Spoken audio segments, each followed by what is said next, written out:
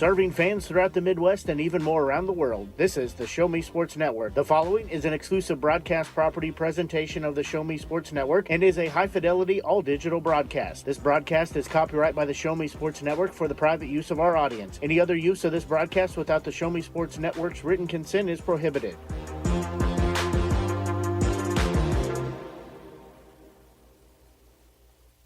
Booth. Exclusive pregame coverage of Southern Boone County Eagles football is brought to you by Avon with Michelle Carty, Boone County Journal, Centurion Cares, Eddie Goodell Society, Han Custom Laser Engraving LLC, Last Sentinel Firearms, Retrieving Freedom, Sawdust Studios, Southern Boone Booster Club, and Zealous WBGT.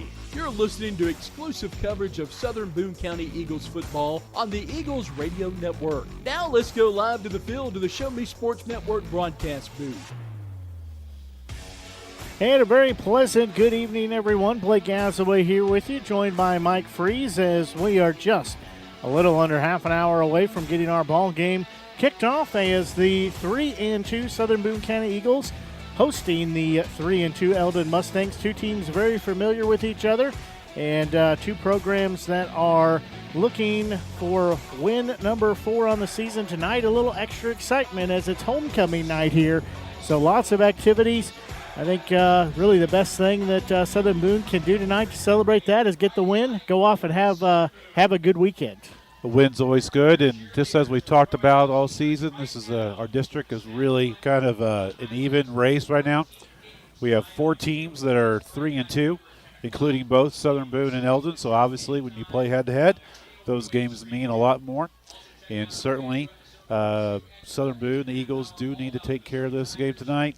Eldon has always been one of those teams that plays us really, really well. It's always been a challenge, no matter how good or bad either team is.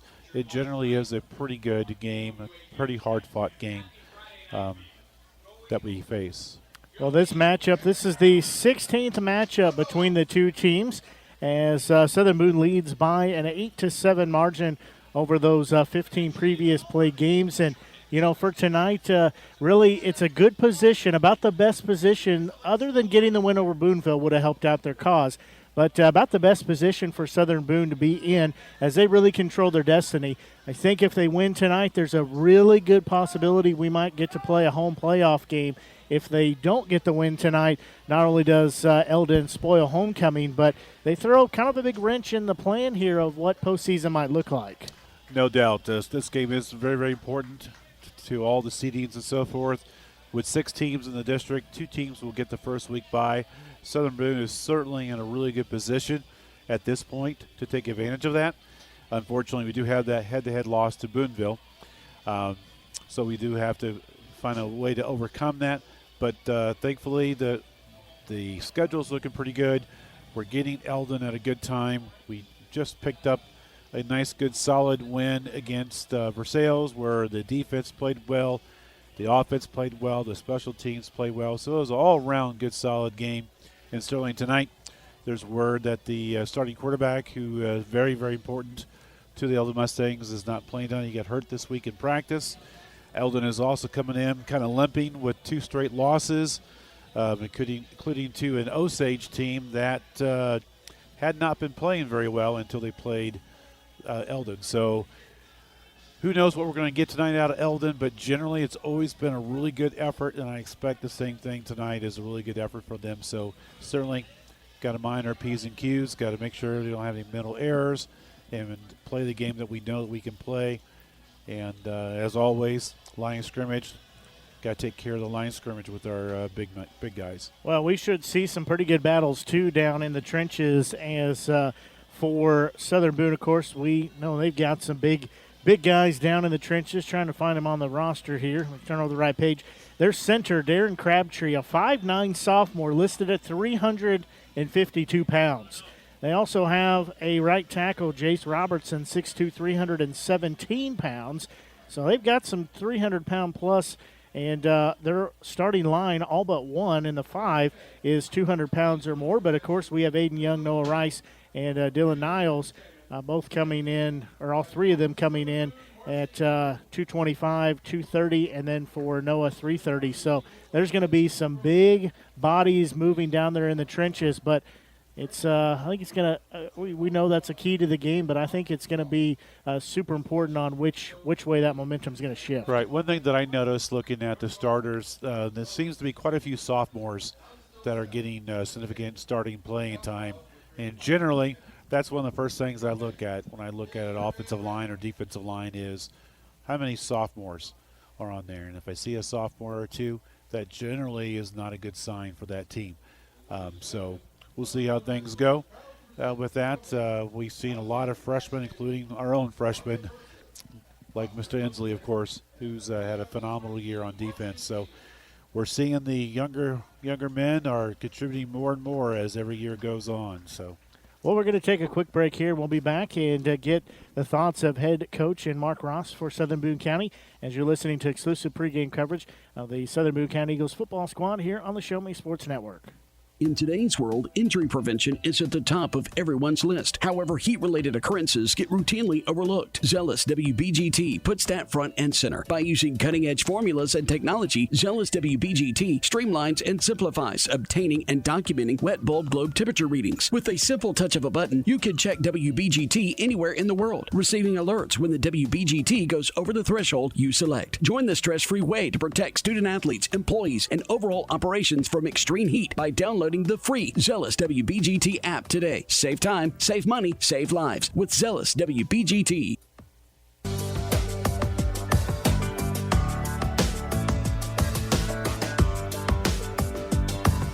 Welcome back to our Southern Boone County Eagles pregame show here on the Show Me Sports Network. We're joined by Southern Boone County Eagles football head coach Mark Ross. Coach Ross, thanks for joining us before tonight's game.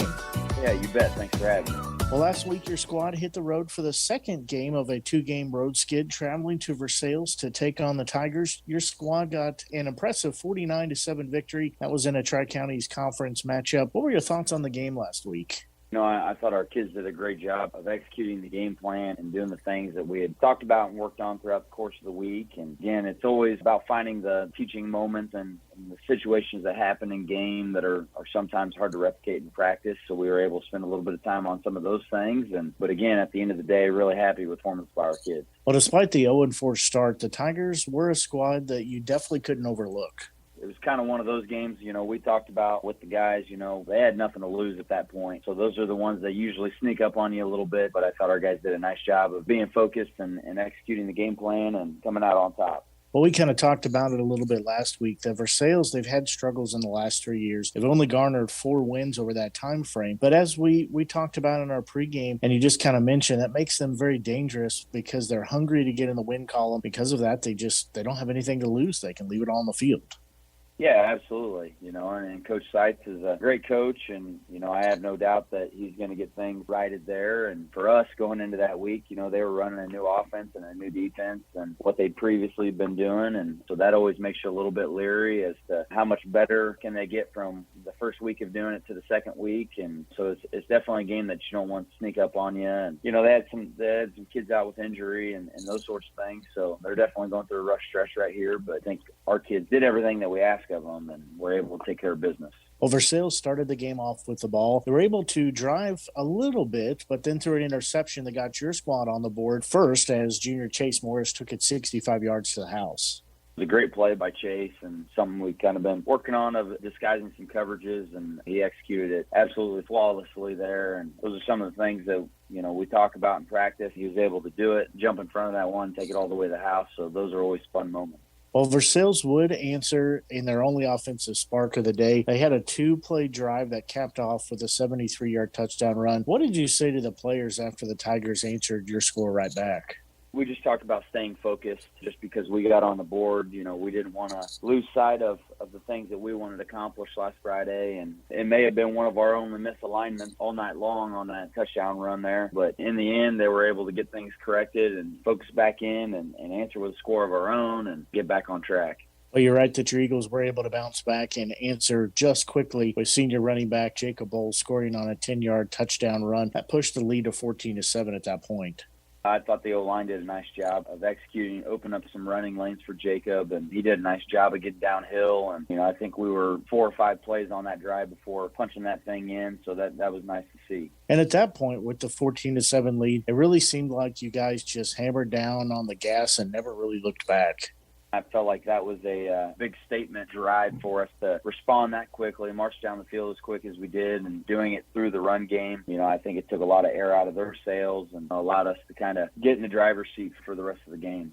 Starting quarterback junior Austin Evans looked very good on the day again with touchdown passes to junior Kellen Ash of 71 yards. Also had 2 touchdown passes to Chase Morris of 8 yards and 21 yards. I thought Austin did a great job for us. He was 5 of 7 on the night, so didn't get as many opportunities as we'd hoped to maybe air that thing out a little bit, but the situation just didn't dictate that to happen. Again, going 5 of 7, I think his passer rating, because he ended up with multiple touchdowns, was like a 277 at the end of the night. So, you can't ask for much more than that. Absolutely. And, we've talked about it, too. He's really seems like he's understanding the scheme well. He's putting balls in good places. And just, he's very efficient as a general out there leading the troops. He does a nice job of really commanding the offense and doing a lot of little things and being able to extend plays, and getting on the same page with me has been huge of getting to the spots that I want him to get to, and he's done a really nice job of doing that. Well, the wide receiving core, this is something, again, we seem like we talk about every week. They continue to shine, look very well. Again, didn't have a ton of passes, but the passes they had, they took full advantage of and made the most out of them. Yeah, absolutely. Did a nice job of getting to where they needed to be and finishing plays from there. The ground game last week wasn't anything to dismiss as well. Really made that nice 1-2 punch that, you look for in an offense. Being able to control the line of scrimmage a little bit was nice to see, and I think definitely a confidence booster. Well, later on in the game, you were able to put some of the backup players, some of the junior varsity squad in there to get some of that varsity action. And again, another long touchdown run by the backup players. They really didn't, lose anything from getting some of these guys that haven't seen a lot of varsity time in. It's always a good night when you can get every single player on the team onto the field on a Friday night. So that's always exciting, and, that's always something that we hope for, but unfortunately doesn't always materialize that way. So that's always fun, and, for them to have a score and then, a big 4th down stop in the red zone defensively, those things are exciting, and it definitely shows the competitive nature of those guys, and they want to go out and compete and kind of leave their mark. So we were really excited for them. Well, in those minutes that they get to play, they're so invaluable as they're good quality minutes, and you really can't replicate the speed any other way of a varsity game except getting them in a varsity game. Yeah, that's extremely hard to do. And, again, anytime we get that opportunity, it's exciting to see what will happen and kind of go from there. Well, defensively, I think we're really starting to see things click and guys understand what's happening and really what's being asked of them as the scheme's drawn up. With all this stuff being fairly new to them, they're doing a really nice job of kind of coming into their own and understanding their responsibilities. And, there's always things to work on each week, but those things are becoming more so the finer details again. We're really understanding the big picture and how the pieces of the puzzle fit together. So we're really pleased with that, and we just want to continue to see that growth each and every week. Well, your defense was able to hold Versailles to just 7 points. Coming into the game, they were averaging 9.6, so we're able to hunt them over their average. Yeah, and again, I think that says a lot about our younger guys that had played later in the game to be able to keep their offense out of the end zone and keep them below that average. That was really nice to see out of those guys. And again, you take one play out of the mix and you're probably pitching a shutout. And those are few and far in between, and that's something that we talked about. You've got to capitalize on those opportunities when they present themselves. But overall, just really happy with the way the defense played. And I think you're absolutely right on that. You take away the one play that they scored on as a missed assignment or misalignment, and really, I think this was probably the best executed game on defense we've seen.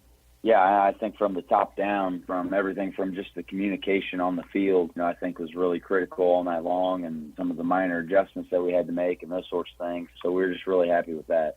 And you kind of get to that point, which obviously for your squad and for Versailles on opposite ends of the spectrum, but winning and having the lead helps build into that. When you're down and the season's starting to get long and you don't have the first victory, things break down a lot quicker. But for you guys having the success, it's building into that. They're having fun. They're seeing the product on the field develop and grow. That all builds into that to create that success.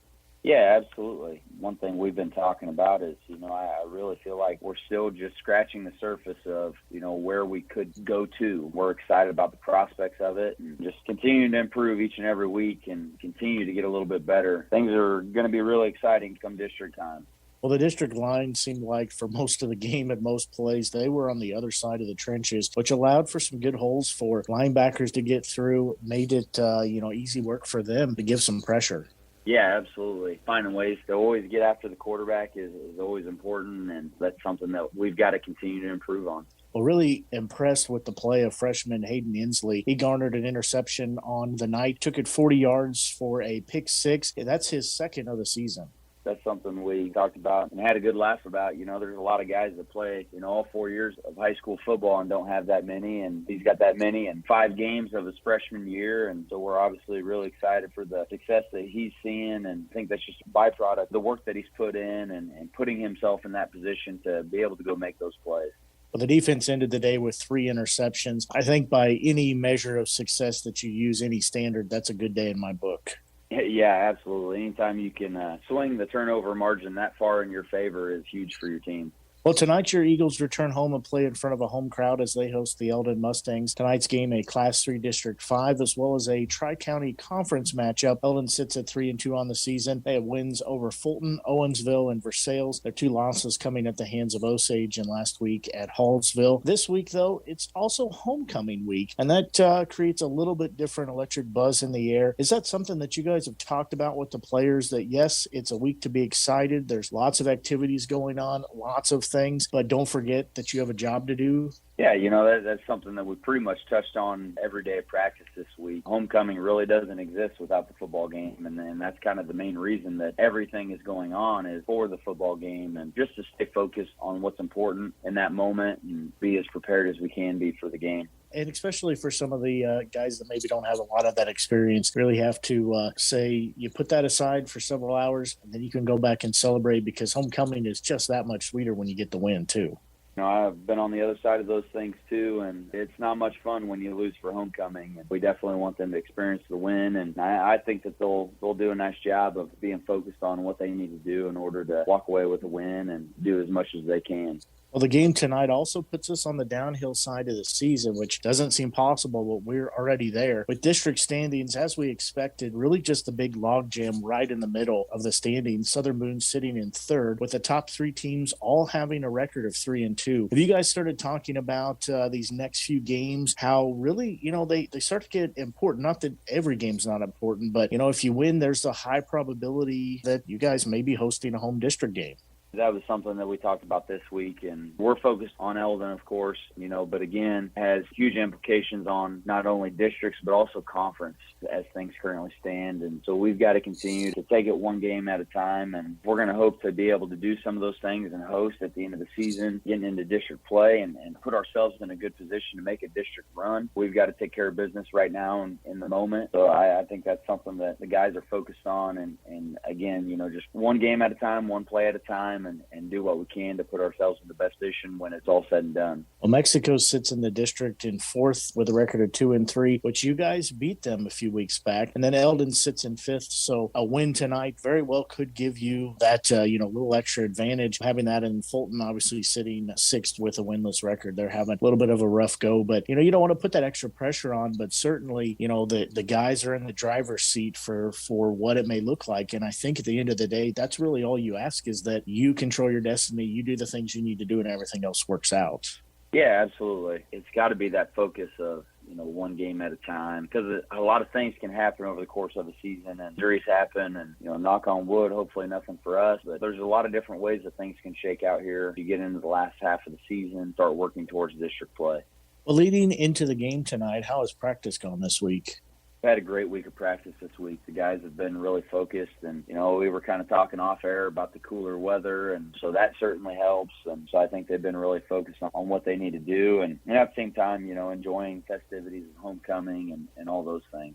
Yeah, certainly, playing in the triple digits makes it feel like football weather, but when you get the crisp air coming in the fall, that also makes it feel just that much more like it's football season. Again, we're halfway through the season before we really hit that point yet. it felt like we've been waiting on it forever to get to this point. And the guys have definitely enjoyed it. Definitely make for some fun times of practice with a little bit more up spirit. Things are a little bit nicer and all those things, and doing all your prep work throughout the course of the week. How's the health of everybody? We're about as good as we can be at this point. You've got some nicks and dings here and there, but we've been pretty fortunate as the season has got rolling here to stay about as healthy as we can be, and got to continue to just kind of stay on some of those things and make sure that we're taking care of our bodies each and every week. Well, facing the Mustangs tonight, what do you expect to see them do? They're a little bit different from what they've done in the past from the standpoint of they're all shotgun. We've seen only a few snaps of some under center stuff, which is a little bit different than what they've been in the past, but really it's the same scheme. And honestly, it's a fairly similar scheme to the things that we do offensively. We're a little bit more spread than they are, but they're wanting to run the football, and got to start there, and we've got to be able to stop the run first. Any other things that might be in the game plan to get the win tonight? Again, just continuing to focus on us. That's kind of been the emphasis of us doing what we need to do, and trusting everyone around, and all those things has been pretty critical. And so we're continuing to emphasize that and making sure we're doing all we can on our end to put ourselves in the best position to win each and every week. Well, Coach Ross, thanks for joining us here before our pregame show. Any final thoughts before you get out of here? Appreciate all the support that we've seen and everybody that's been doing the traveling the last few weeks, and hope to see a packed stand tonight, and looking forward to the fun. Hey, let's go out there and get that W. Sounds great. Thank you. That's Southern Boone County Eagles football head coach Mark Ross. We're going to take a quick break and be right back with more of our Southern Boone County Eagles pregame show. You're listening to exclusive coverage of Southern Boone County Eagles football on the home of the Eagles, the Show Me Sports Network. Creating custom, handcrafted woodworking projects has never been easier. Become a member of Sawdust Studios and enjoy 24/7 access to a woodworker's paradise. Outfit with industry-leading professional-grade tools, Sawdust Studios offers endless woodworking possibilities. Don't have woodworking experience? No problem, as Sawdust Studios offers affordable classes from a community of woodworkers, experienced designers, and master craftsmen. Youth classes are also offered for those junior woodworkers. For more information, search Sawdust Studios on Facebook or find them online at sawdust247.com. Sawdust Studios, your community woodshop. To further their standing for the rest of the year. Unfortunately for the Eldon Mustangs, they've been working in an opposite direction the last couple weeks. Again, they're coming in with 2 losses in a row after starting out the season 3-0 and playing pretty well. From what I can see on the film, I can't really identify what the heck it is that kind of flipped the switch in the wrong direction for them, but they're certainly limping into this game, whereas the Eagles, even though we lost 2 games ago to Booneville, we still played a pretty good game. And, of course, last week we played a great game. So I like where the Eagles are coming in. I like how last week the offensive and defensive line took over. I'm really expecting them to do the same thing tonight, and hopefully they get a chance to start that off right off the bat. Well, we kind of talked about it briefly, too, that for Eldon, they're going to be without the services of their starting quarterback in 475-pound junior Hunter Hess. He suffered an injury earlier in the week of practice, so he is going to be out. We're not sure how long he's going to be out, but at least for tonight and probably the next several weeks, as these two teams, again, familiar with each other. 16th matchup. And for Southern Boone, they'd like to take game number 16. They do lead the series at 8-7. They'd like to push that to a 9-7 record as captains meeting out at the 50-yard line. Coaches shake hands, so we're ready for the coin toss as for Southern Boone, senior Ben Taylor, their captain, out there representing the team. Several out there for the Mustangs. Yeah, the Mustangs are going to be – that's a big loss to the quarterback. He was a good, solid quarterback. He can run the ball well. They did quite a bit of designed run calls. He could throw the ball pretty decent as well. So it's a big loss. He was a above-average quarterback that we would see, nice and solid. So it would be a big loss. A big question mark for them is how do they replace losing a starting quarterback? What we've seen with other schools in the area when they do lose a starting quarterback, it's a big loss. It's hard to overcome. So we'll see how they overcome that tonight.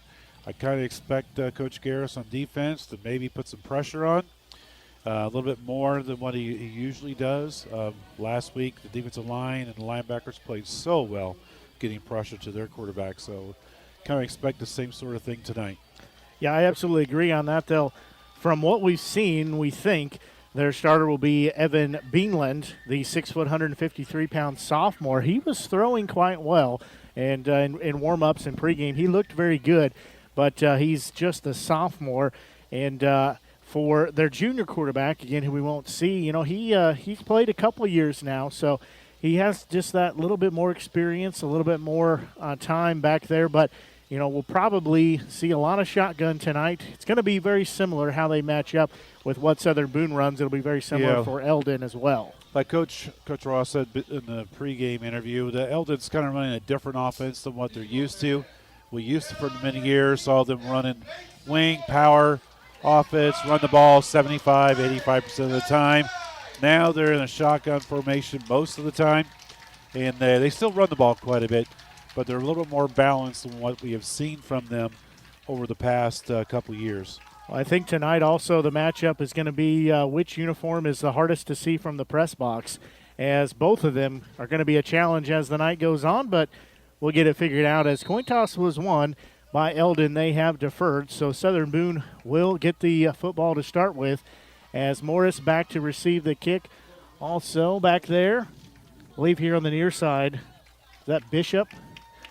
As end over end kick will be taken here on the near side at about the 15-yard line, straight up the middle. Good return as across the 50. It'll be down there. Good return there. As getting up, that is Bishop. He takes it about 35 yards. Good starting position there for Southern Boone. Yeah, the young sophomore has been playing phenomenal this year. He gets a lot of carries at tailback as well. In that time, he was patient. He let his blockers get in front of him, including Morris on the other side. He just followed him up, and then a really nice return. So that'll set up shop on the 47-yard line of Eldon. Southern Boone will send Taylor in motion here to the near side. Evans will be in shotgun. He'll give it off quickly. Stuffed in the backfield on the other side of the 50 is Bowles, as he is taken down for a loss on the play. Yeah, on that play we pulled the right guard, right tackle to the left, and we've done that before, trying to run right behind them, trying to get that defensive end to get sucked down inside, but unfortunately their defensive did a fine job of staying home and did a good job of making a nice tackle for a loss. Jones in on the tackle, the junior for Eldon. As in shotgun will be Evans. He'll fake the handoff, roll to the far side. He's looking for his receiver. He's got Taylor for about a 7, 8, maybe 9-yard gain. We'll see where they spot it. Yeah, just send Taylor in motion from right side to the left, which he does quite a bit. And the nice little 5-and-out pass in the flat and a nice gain. So I have three receivers here on the near side. As in shotgun again. Quick pass over here to the near side. That's Ash with it. He's trying to get to the boundary. He'll stutter step, make one man miss, off to the races. He'll be at the 15, the 10, 5, touchdown. He takes it to the house from 43 yards out. We have often said this is a game of inches, right? That pass was inches away going the other direction. But a nice job getting the ball out to him. Nice hard pass. Good job getting the up guy blocked by the Eagles. And nice good running. Kept his feet moving. Made the first guy miss and took it all the way to the house. Salter will come on to try the PAT as quickly Southern Boone has a 6-0 lead. Snap is down, kick is up. End over end kick is good. Southern Boone is able to march right down the field and score. Capped off on a 43-yard touchdown return. As Southern Boone takes it by a score of 7-0. We'll take a quick break and be back. 10:45 left on the clock. Take a quick break as you're listening to exclusive coverage of Southern Boone County Eagles football here on the Show Me Sports Network. Hi, I'm retired Army Sergeant Trent Dirks, and I want to tell you about an organization that saved and changed my life forever. Retrieving Freedom provides highly trained service dogs to veterans with disabilities and children with autism, absolutely free of charge, thanks to the generous donations and support from people just like you. Experts from Retrieving Freedom help throughout the entire process, from fostering programs through service dog placement. Retrieving Freedom gave me the skilled service dog Tracer, who has been my best friend and my lifeline. To find out more about how you can get involved, volunteer, foster, or to donate, visit their website, retrievingfreedom.org. Retrieving Freedom, changing lives through the training and placement of service dogs for veterans with disabilities and children with autism. Well, Southern Boone takes the early 7-0 lead here. That drive there had no problem marching downfield. They take it 3 plays, 47 yards, and score. Great passing game to start out with, overcoming the first play that was for a loss of 4. So nice, good, crisp passing by the junior quarterback. Good job by the wide receivers making something happen after the pass catch. So Southern Boone will tee it up here. Salter in handling the kicking duties as he will give a little pooch kick, and it'll be through the hands and out of bounds. And they'll say that Eldon has the football. Yeah, lucky play there for the Mustangs. The ball squirted out of bounds after the short onside kick. Looked like our guys might have been a little hesitant in covering that ball. That ball's live. You got to cover it, so get on it. So Eldon will set up shop here. Ball will be spotted. All right, last week the defensive line played outstanding. Rice, Niles, and Young, all three of them got off the ball really quickly. We'll see if the Mustangs are able to do anything to counter how quick the front three were getting off the ball last week. Well, we talked about in our pregame it's going to be a game down in the trenches for sure. As Eldon will be in shotgun, they'll have a receiver on either side. They'll send one in motion as Beanland will get the snap. He'll pitch it off to his back as he will have no gain on the play. That is Zach Smithson, the ball carrier. Yeah, the Mustangs that time just ran a guy in motion, did a quick toss, trying to get outside the end that time. But the Eagles did a good job of sticking to the responsibilities. They stayed home, did a good job, and they've had a pretty good tendency all year to all run to the ball to make the tackle. So Beanland will be in shotgun once again. He'll have two receivers here on the near side going right to left. They'll give it to a new ball carrier. He's trying to work the corner. He'll be ushered out of bounds as that is Shepard, Christopher Shepard, the 5'8", 155-pound senior. Definitely the Mustangs have seen something they like. They're really trying hard to get outside our right-hand side, our left-hand side. That time they did a little bit quicker, getting the ball there. Eagles are running more of a 4-man line this week instead of a 3 with the 2 linebackers coming up. So we'll see how that changes things throughout the game. So Beanland will have 2 receivers up top. He'll have a wing down low as it's a 3rd and 7. They'll send one in motion here to the near side, but we've got Laundry on the field. Got a false start by the tight end on their left-hand side. They do a lot of shifting of the entire line. They'll go down all together at once. And sometimes you'll see someone doesn't quite get on the same playbook or whatever you would call it, and they tend to move forward. That's what happened that time with the tight end on the left-hand side. So what would have been a 3rd and 7 is now a 3rd and 12 for the Mustangs. Ball on the 41-yard line, their own 41-yard line. Twins down low. As calling for the snap is Beanland. He'll do a little screen pass as he gets it to Wardenberg, but pass is incomplete, so we'll bring up a 4th down. Yeah, this is where you need your entire team to come up to support your young sophomore quarterback. Wide receivers, you got to catch that ball. That was well thrown right there to his hands.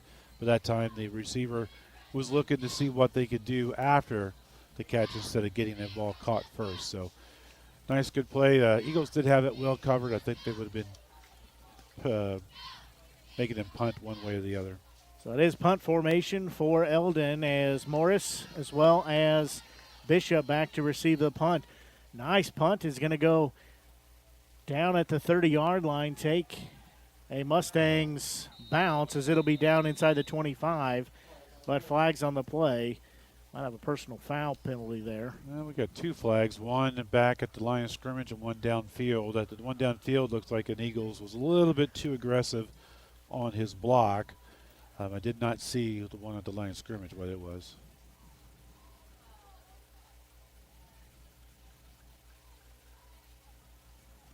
So block in the back will be called against Southern Boone.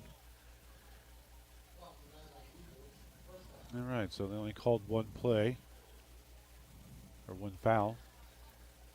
So ball will be inside the 15. Looks like, what about the 13-yard line, Yeah, maybe? about the 13. It's kind of hard to see from here, but Southern Boone will set up shop there. as they'll have go routes here. 5 wide receivers is looking downfield as Evans. He's going to tuck in and roll himself. He'll be hemmed in pretty quick like there as that pocket just shrunk rather quickly. I think he was a little too eager on that one. Empty backfield, so everyone is out in the pass pattern. Lineman did a pretty good job blocking that time. They only sent 4. Eldon doesn't blitz a lot of linebackers, but that time the pocket did collapse a little bit on him. So 5 receivers again dropping back. He'll have to roll here to the near side. He's got to get rid of it, and he will do so. But nobody in the area. He had to run for his life there. Again, they only sent 4. They got a big rush from our left-hand side. Did a really good job constant pressuring, calling out, and he definitely didn't throw over to anybody or get it back to the line of scrimmage. So my guess is going to be he had to get rid of it as he was down near the goal line, had that pressure coming his way. Yeah, that was the right call. Yeah, I agree. We don't necessarily like it, but it is the correct call. Left side of the offensive line's got to do a better job, make sure they communicate, make sure they know who's blocking who. Because, again, they're only sending 4, both plays in a row. If you do the math, 5 guys should be able to block 4. Yeah, Jones, I think, came untouched. His ball spotted at the 3 blade of grass line. It looks like the back half of the football is touching the goal line from here. So Southern Boone could go for a 99 3/4 yard touchdown. And they'll send a receiver in motion to the far side. Evans will be in shotgun as he will keep it himself, rolling to the far side. And that pass is going to be tipped and incomplete. Yeah, if a fake to the Bulls going to the right-hand side, just do a little bit of bootleg to the left and try to make a nice, quick, easy pass for the quarterback. And it was a little bit high. He was well covered, though. So Eldon's doing a pretty good job here, fighting hard, which is what we were expecting. We were expecting them not to roll over. We were expecting them to play pretty hard. So Taylor's going to come in to punt here. However, he is standing almost at the back of his end zone. He does not have room for error here. This will be Jalen Beckman deep to receive the punt. Well, standing at the 32-yard line. Taylor does a nice job to get the kick off, and a fair count will be called for as Beckman will catch it and fall down. He'll be at the 32-yard line. That was a great execution there of Taylor to get the snap and get that kickoff quickly. He certainly got the ball off quick, looking more for a quick kick than trying to get a big, strong leg on a boot there. So basically just a 30 yards net right there. So Mustangs are going to have excellent field position on their second drive of the game. And, for him, knowing that there's some pressure going to be coming and he's got to get that off, he did not rush it. He took his time. The little time that he had, he took it and got a good punt off there as they'll give the handoff to the back in Shepard. He's cut down after maybe a half-yard gain.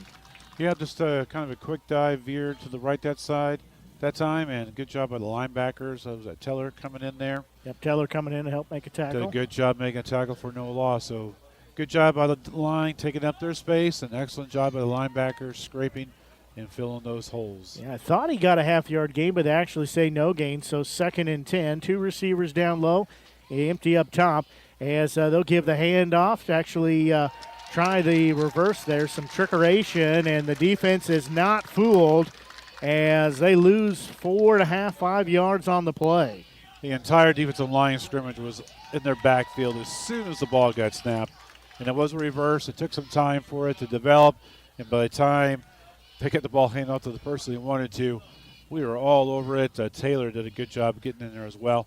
So linebackers are playing pretty aggressive right now. They're coming up pretty hard right on the snap. Clock rolling at 8 minutes to go here in this opening quarter. Southern Boone leads by a score of 7-0. Beanland will be in shotgun. He'll have a stack of receivers up top, but we just gave them 5 yards as jumping off sides. He's an Eagle defender. Yeah, a certain junior just got offsides that time.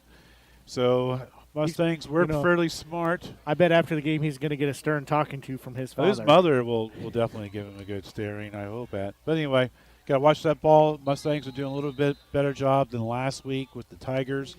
Versailles did not do a good job of varying the snap count. So 2 receivers up top. One down low, and you got a stoppage here. They need to reset the clock. Clock stops 7:52 and counting here. As Beanland will be in shotgun, it'll be 3rd and 7. He'll give the handoff to his back, quickly swallowed up at the 30-yard line. Boy, there was just a black hole emerged, nowhere for him to go with it. As carrying it, that was Shepard again. However, we have an Eagle very slow to get up. Yeah, our linebackers are playing really aggressive right now tonight. It's like we're not worried about them throwing the ball at all, so the linebackers are pretty much being really aggressive playing, going forward, right at the snap of the ball. That time, Mr. Rice did a good job coming down the line, getting on the tackle as well from his nose guard position. Yeah, Shepard got that handoff and just got swallowed up by all those black jerseys with the red numerals and the red helmet as they're attending to, I believe, is that Taylor? That's Taylor down there.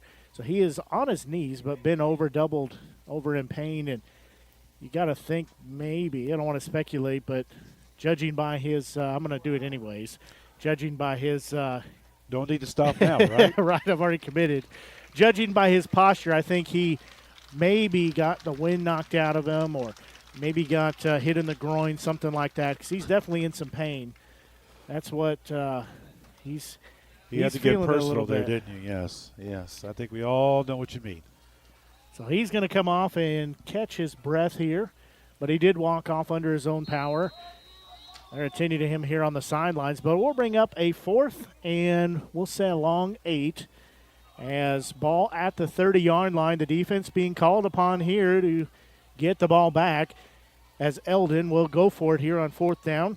As in shotgun is Beanland. He'll send a receiver in motion far side. They're going to roll out that way. He's going to be taken down for a sack. It'll be a turnover on downs. Shooting through there. Dylan Niles. Yeah, Niles, good job there. Did a good job of redeeming himself for a play earlier, but good job getting off the ball hard and kept at it and kept going to the ball. So good job, good wrap it up, keeping their quarterback for a loss there. So good job there, young man. Good job defense. Did a great job of holding tight. And now all of a sudden we have the ball in pretty good field position. Yeah, that was did a nice job too there on the tackle to throw him for a loss. As ball turned back over on downs, it'll be Southern Boone's football on their own 35-yard line. Bowles will be in the right hip pocket of Evans. He'll get the handoff. They'll do a reverse, and that one's going to be broken up quickly, taken down for a couple-yard loss. Yeah, we tried pulling the left guard, left tackle that time, and unfortunately too much penetration came up that got in the way and could not get the blockers out there in time to get the ball blocked. Or the lineman block. So good job by the defensive line for the Mustangs. They're playing pretty quick. They're getting to their gaps pretty quickly and causing some disruption. 2nd and 11 here as trips up top, one receiver down here at the bottom. Again, Southern Boone going left to right. They'll flip it off to the back in the backfield. As nice job to get the first down, pick up 12, 13 yards. We'll see who that was. I think it was Bowles, right? That was Bowles, yep, you're right. Quick pitch, and instead of trying to get outside, he just hit the hole as soon as he got the ball up off of left tackle. Bowles again in the right hip pocket. They're trying to do a hurry up now. They'll run it this way as the pitch off to Bowles. Makes a couple men miss. He'll fall forward across the 45 of Eldon. He'll pick up 8 there. Yeah, it's one of those dittos play, but this time run to the ball to the right. They are moving quickly. They did it on the last series as well. A lot quicker getting the play off than what they're used to. So something that the coaches are seeing that they like. So twin receivers on either side. Evans in shotgun. He will get the whole entire defensive line to jump off sides there. Yeah, nice false start that time. This certain formation they have, they start out at a pistol with the running back behind the quarterback, but generally Evans usually has them go up on the left or right side of him. And so if I was the Mustangs, there's no reason to move yet because they haven't gotten their formation set. So they will move Bowles again in the right hip pocket as he'll get the handoff crashing down. He'll pick up a couple before he spun down there. Yeah, nice job by their left tackle. Got through there pretty quickly. Did a good job wrapping up. So our offensive line is not quite in sync as they were last week. So hopefully we can get that taken care of here sooner than later. Clock continuing to roll, under 5.5 to go here. As Evans will have a shot, he'll be in shotgun. He'll have empty backfield. Now they'll send Bowles in motion over there. He'll keep it himself as Bowles just got obliterated, but Evans is going to keep it and pick up the first down. Yeah, that was a nice, fun option. Instead of having the tailback right there, their empty backfield, he motions back into the field, and basically it's just a read option for the quarterback. And Evans saw all the players coming to the running back, and he decided to fake the handoff to him and cut it up and running it for a nice, good gain. Yeah, that was an excellent execution there. He made the right decision. Picks up the first down. This will be ball on the 29-yard line now. As two receivers down at the bottom, one up top. Is Southern Boone going left to right on your Show Me Sports Network Media Center or app, however you're choosing to listen. Evans will get the snap. He'll give it off to Bowles, working up the middle. He's across the 25. He'll be taken down there. Good pick up there. Yeah, nice, good, quick, long run there. I think it looked like Bishop was in there that time. He looks a lot smaller than Bowles.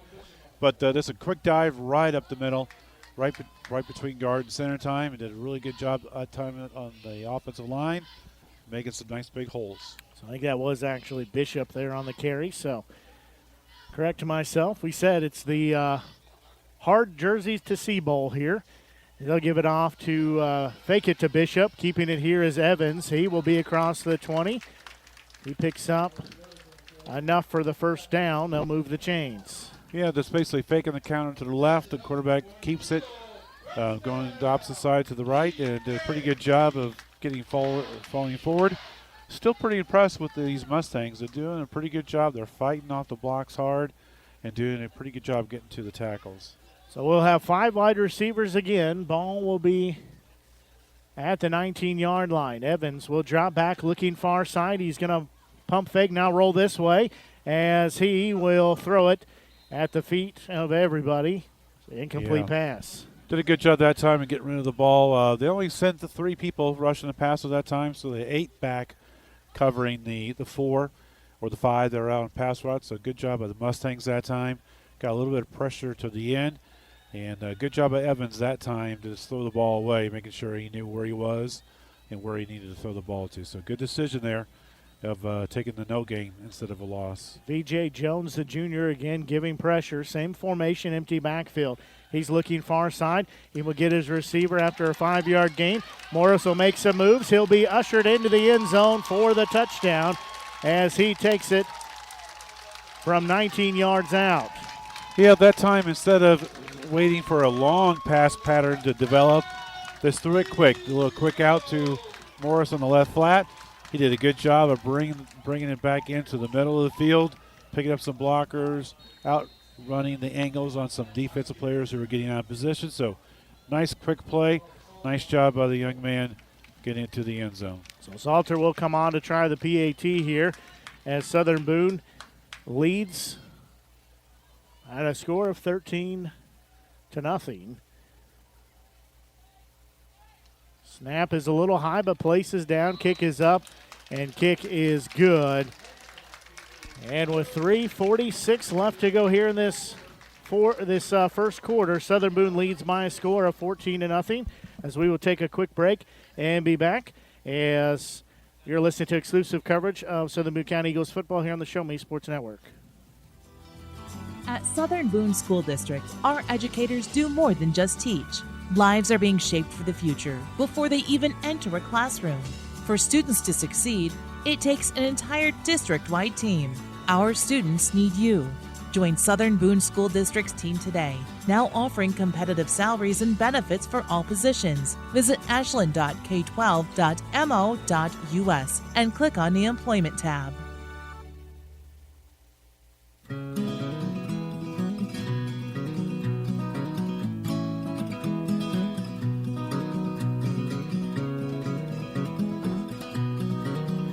Yeah, Southern Boone takes the 14-0 lead here as they had a 9-play, 65-yard drive capped off with a 19-yard touchdown pass. As Southern Boone leading 14-0, Salter will have it teed up.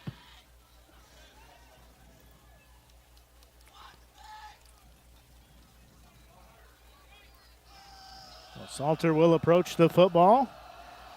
And he'll do another little squib kick. It'll be taken by one of the up men at the 40-yard line, so that's where they will set up shop at. Much better job of the return team that time. They were looking for it and did a good job of getting on the ball and getting down on the ground.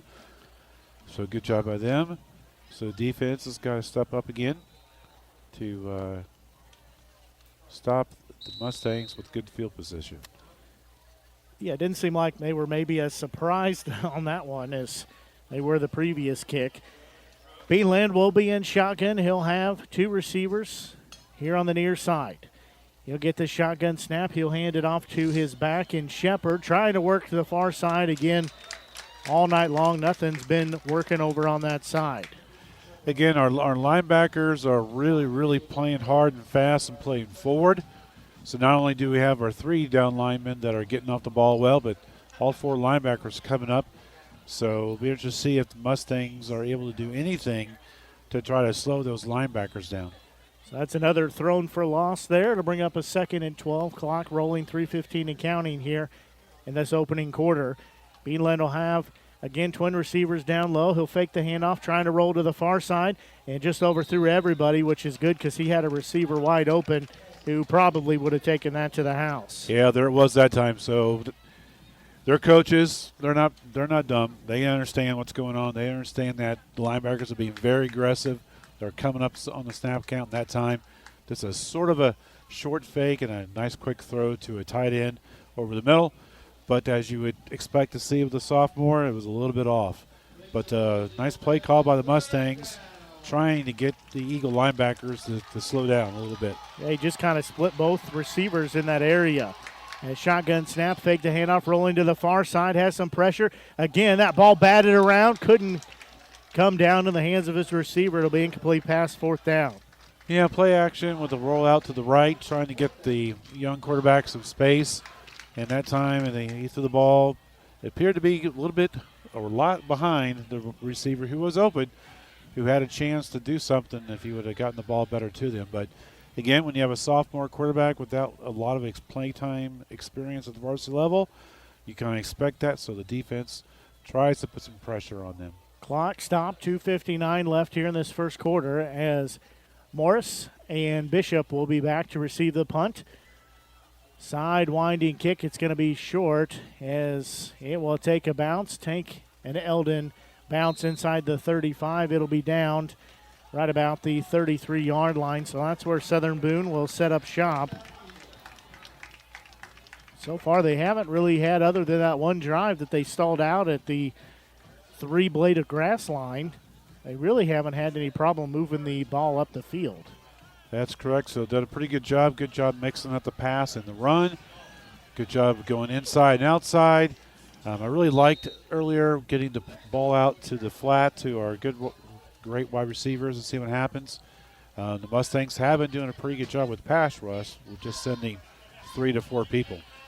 So Southern Boone will break the huddle here. Ball at their own 33-yard line. They'll have 2 receivers on the top, 2 on the bottom. They'll give it off to Bowles, trying to work his way through. He'll pick up a couple yards. Yeah, that time instead of running a 3-man line, the Mustangs had their outside linebackers coming up quite a bit too. Their linebackers who normally play pretty aggressive and are pretty solid, they're only a good 3 yards deep as well. So we're seeing a lot what we saw with the Eagles. The linebackers could be susceptible to the pass right over their heads. So we'll see what Coach Ross does here this time. Ben Taylor checks back in the ball game, so he's got his issue worked out. And so have load up here on the near side. It'll be 2nd and 8 as give the handoff. And trying to work here the near side. Not much room there for the ball carrier. As Bowles picks up no gain on the play. Yeah, the front 7 of the Mustangs are playing really aggressive. They're playing to the ball. They're coming hard. So, again, they're setting themselves up for the pass here, and I think that's what we're going to see this time is a pass. So that'll bring up 3 receivers here on the near side, 3rd and 9. One up top as looking for a little screen pass. They'll throw it off to Morris. They've got it as he's across midfield. One man to miss, spin move. Tripped him up a bit, still on his feet across the 40. Racing towards the other side, cuts outside. He'll be in there for the touchdown. He takes that to the house. One of the best ways to slow down a fast defensive line and linebackers that are coming hard is to throw a screen pass. And that's what they did that time. It's more of the tunnel screen pass to the right-hand side. So get the offensive lineman downfield. They did a good job of getting that first line of blockers, and Mr. Morris did everything after that. So fantastic play call, Coach Ross. It's almost like you heard me.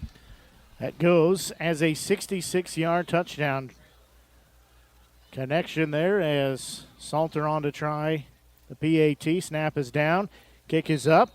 And kick is good. And just like that, Southern Boone has extended their lead. They now lead by a score of 21-0. As we will take another quick break. Minute 24 left on the clock. We'll take a quick break and be back as you're listening to exclusive coverage of Southern Boone County Eagles football here on the Show Me Sports Network. Last Sentinel Firearms is your federally licensed and registered Type 7 FFL manufacturer dealer in Missouri, providing quality products to all types of sports enthusiasts, law enforcement, and individuals across the nation. Orders are currently being fulfilled, offering custom-built pistols and rifles from the AR platform made right here in Missouri. Visit their website at lastsentinelfirearms.com or call them at 417-684-7202 to find out what they've got for you. Last Sentinel Firearms, you are your last line of defense.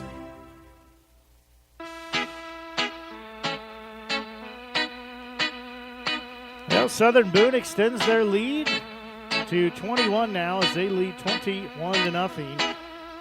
That 66-yard touchdown pass, boy, that was a good play to watch there as Morris made him pay bobbing and weaving across the field. Fantastic play call by Coach Ross that time. He was seeing that they're getting an awful lot of pass rush, so screen passes are a great way to trying to get the defense to slow down. And it's also a very safe pass as well, too, with a high chance of completion. So ball teed up. Salter approaches. There's going to be a high end-over-end kick. That'll drive the return man who muffs it at his 2. He'll have to pick it up and return it out as he will take it up the middle. Nothing there for him to return to, as that was Andrew Beanland. Nice call that time to kick away. Eldon was expecting us to go short. That time it went long and it went over his head. So it's nice to be able to have that ability to kick the ball deep when you want to. Absolutely. You can decide to be a little choosy on what you want to do. That time they decided to kick it deep. Again, Southern Boone leading by a score of 21-0 as Eldon will take over at their own 20-yard line. As, well, now they'll back up and be on their own 15. Well, the receivers. It's gonna be us this time, yeah. Yeah, 2 of our defensive linemen jumped. So, again, Mustangs are doing a little bit better job this week of varying the snap count. If you watched the film last week, you had to see our linemen were just getting off the ball so quickly that you have to vary that snap count to slow the defensive line down.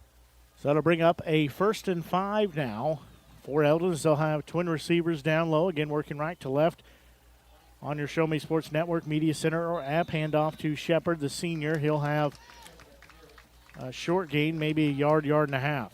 Yeah, the nice aggressive play, defensive line and linebackers basically telling Eldon, we don't think you can pass the ball against us, so we're going to play the run, we're going to stop the run, and we're going to make you pass if you want to try to beat us. So good job by the defensive line, shedding the blockers. Good job by the linebackers, scraping, filling the holes.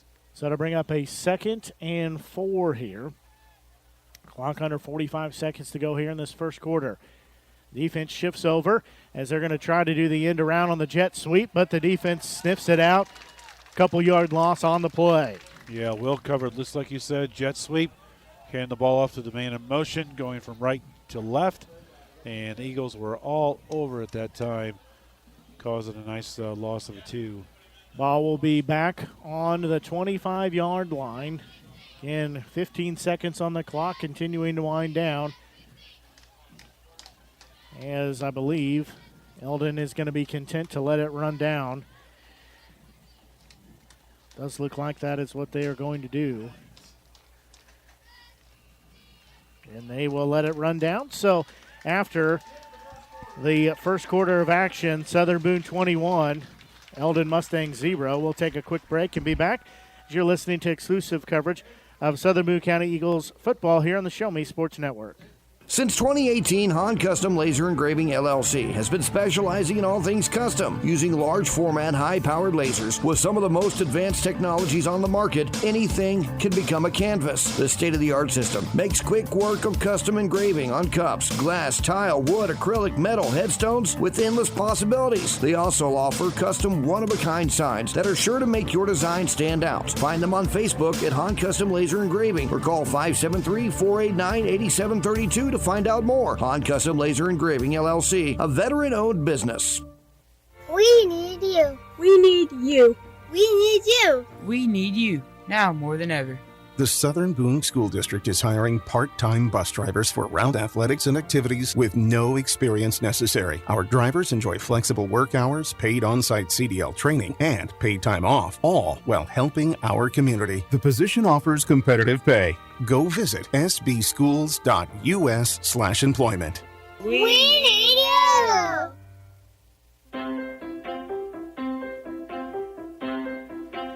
So we switch into the field here as it'll bring up a 3rd and 5. As Eldon has the football at their own 25-yard line, they'll load up on the far side. Beanland will take a low snap. He'll give it to his running back, who's trying to work around here to the corner. He'll be thrown down at the line of scrimmage. Shepard had nowhere to run there. He had pressure coming from the backside. Yeah, good job by was it Jennings that time? It was Jennings. Yeah, good job by Jennings. He's playing the outside in right that time. Linebacker spot up on the line. Again, we're just daring them to pass the ball. We got 7 guys up along the line of scrimmage. Just say, hey, let's just go man on man. We believe we got the bigger studs that keep you from gaining a first down. So nice job of the defense that time. So 4th and 5, ball at the 25-yard line of Eldon. They will punt it here. And this is going to be a side-winding kick. It'll bounce near the 50 as it'll take a couple more trickles, be down at the 35-yard line. So that is where Southern Boone will take over their own 35-yard line.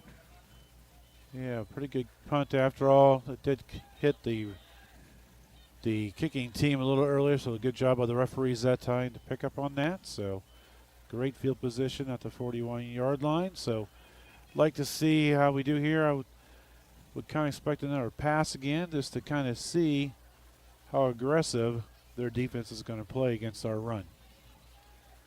So ball will be spotted, as you said, on the 41-yard line. So that's where Southern Boone will start as they have a 21-0 lead, looking to add to that here over Eldon. As they'll go right to left on your Show Me Sports Network app or media center now as whistles and movement. So we'll back up a little further now. Let's go offensive line. No reason to move on that. So instead of being at the 41-yard line, they'll back it up. It'll now be at the 36-yard line. Southern Boone will break the huddle with 2 receivers here down low on the short side of the field. They'll have 2 on the wide side of the field up top as well. Evans will bark out the signals. Now everybody will look over, see if they want to audible out of it. So they do, as they'll shift just a little bit, spread out a little further. So there's the snap, a little high, quick pass off to Ash as he will have those 5 yards back, plus a couple more. Looks like he picks up about 7. Yeah, that time they kept the running back in the pistol formation. A lot of times they usually move that person up to the left or right on the hip, as you say. But this time they kept it in the pistol. That was a new formation for us. And again, just a nice quick throw to the flat. Easy pass, nice quick pass. And really trying to get them to get those linebackers to kind of start cheating outside a little bit so the run can open up in the middle. So I have twin receivers on either side. Again, Evans will be in shotgun. He'll have a back standing just offset. That's Bowles. They'll keep him in to for protection as he's going to thread the needle to Morris, who just gets hammered after he picks up short yardage. They didn't give him a very good spot. I thought he was back on the 45-yard line. threading the needle was right. That was well covered by the Mustangs that time. They only sent 3. Mass protection with Bull staying in the block, so very well in the coverage that time by the Mustangs. Yeah, the problem was he was tied up on the far side. Pressure was coming here from the near side, too. So to bring up a 3rd and 7, clock under 10.5 to go here in the first half. Southern Boone leads 21-0. They'll have a receiver in motion to the far side. That is Ash. As they will fake the handoff, Evans drops back, hits his receiver, as Ash does a spin move at the 35, still going, he's off to the races, 10-5, touchdown! He takes that 56 yards to the house. Nice job that time by the offensive line, gave the quarterback plenty of time to stay in his pocket, had his feet plant, shoulders square, nice pass, and a fantastic job after the catch going downfield. So that was a good play call. Kind of puts pressure on those linebackers who are getting a little bit too close to the line of scrimmage. So sneak him right behind there, wide open. Great play call. Salter will come on to try the PAT here.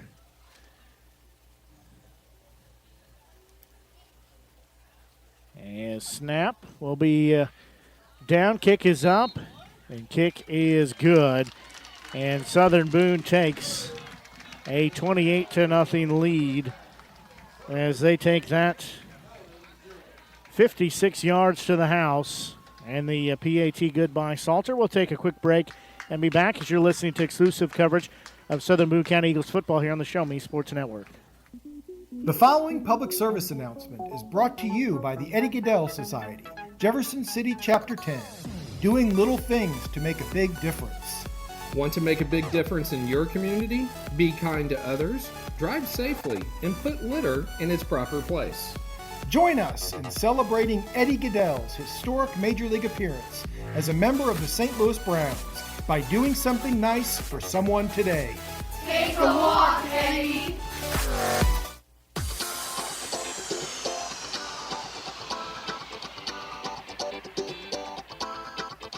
Well, Southern Boone extending their lead. They now lead by a 28-0 margin. And Salter will have it teed up.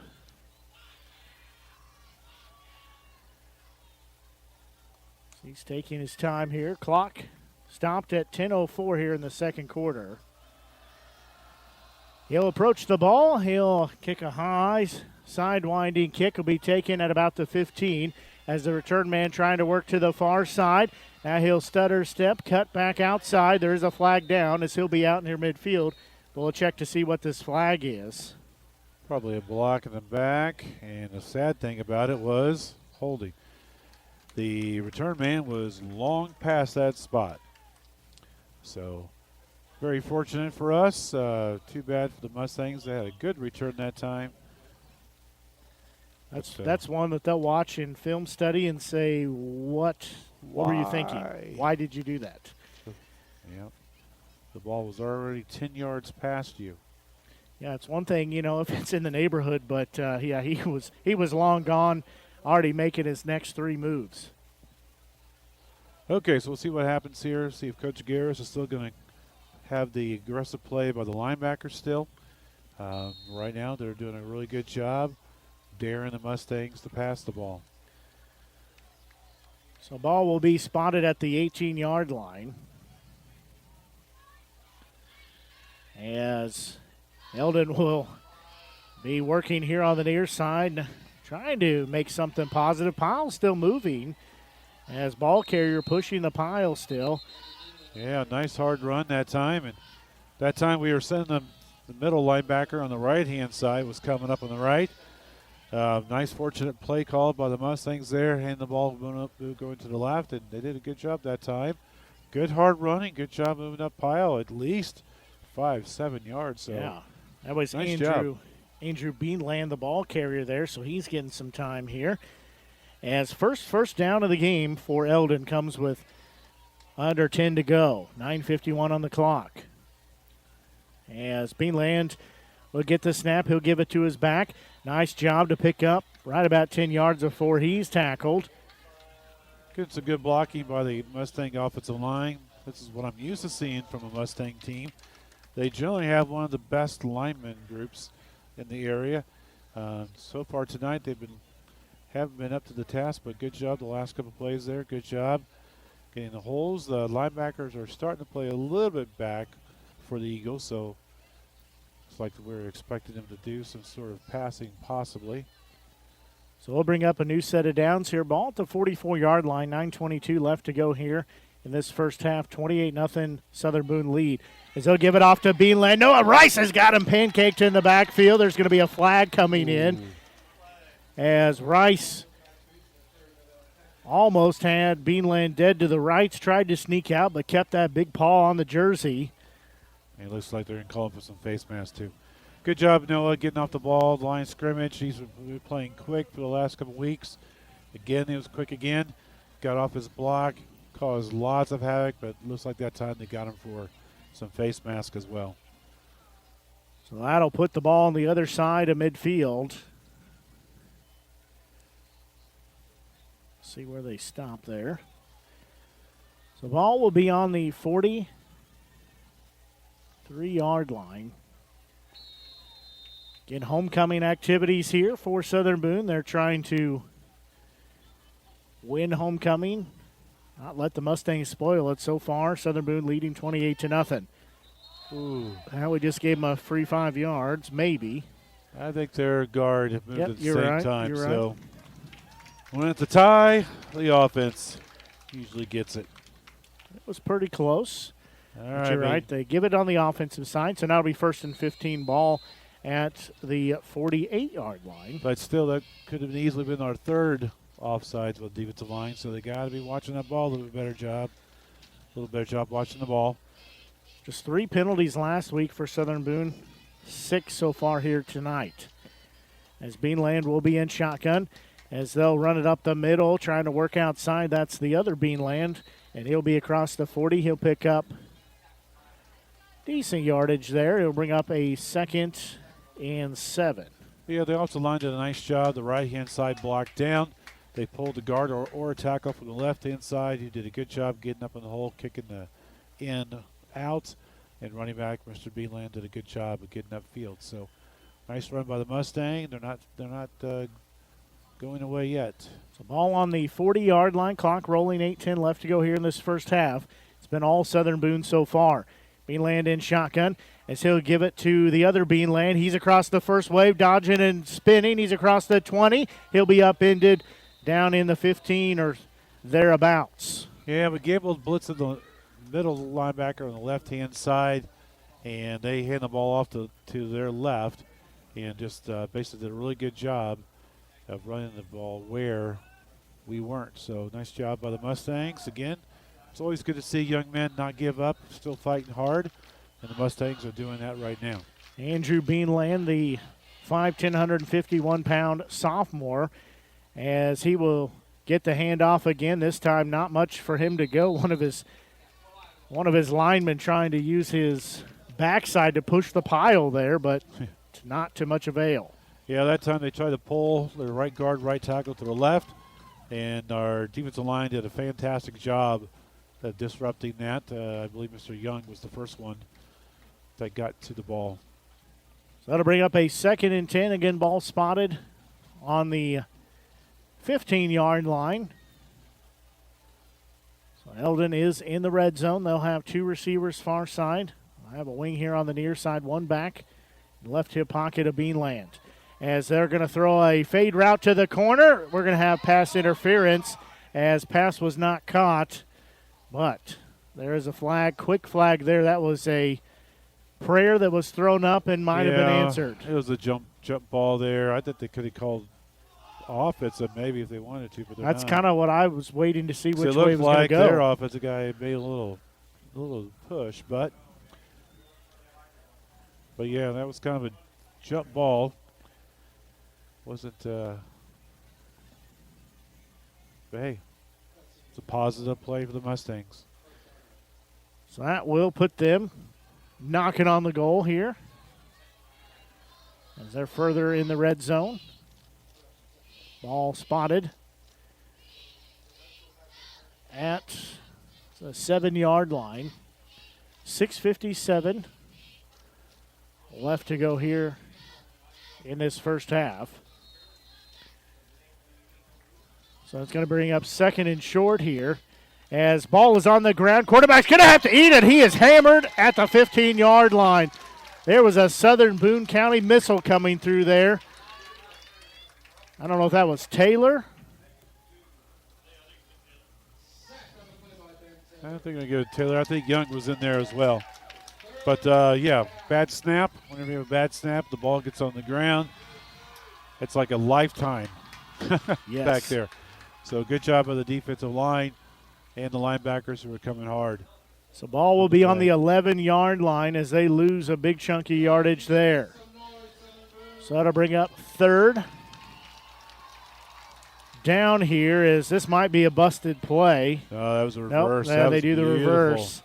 And that goes in the end zone for an 11-yard touchdown. Yeah, that's nice and quick. It didn't look like they pulled anybody that time. Just told Lyman to block straight ahead. Run the ball to the right, and a quick reverse to the left by the wingman. So nice, pretty play. Good job by the Mustangs there to counter what's been a pretty aggressive, pretty fast flow into the ball Eagles defense tonight. Who carried the ball there? Yeah, good time for Collins to do the reverse there. As a matter of fact, I got lost in the traffic. So he takes it 11 yards out. They will go for 2. Quick snap as they'll give it up the middle. Beanland is just ate up by that defense. Yeah, nice job by the defensive line. They got in there and caused some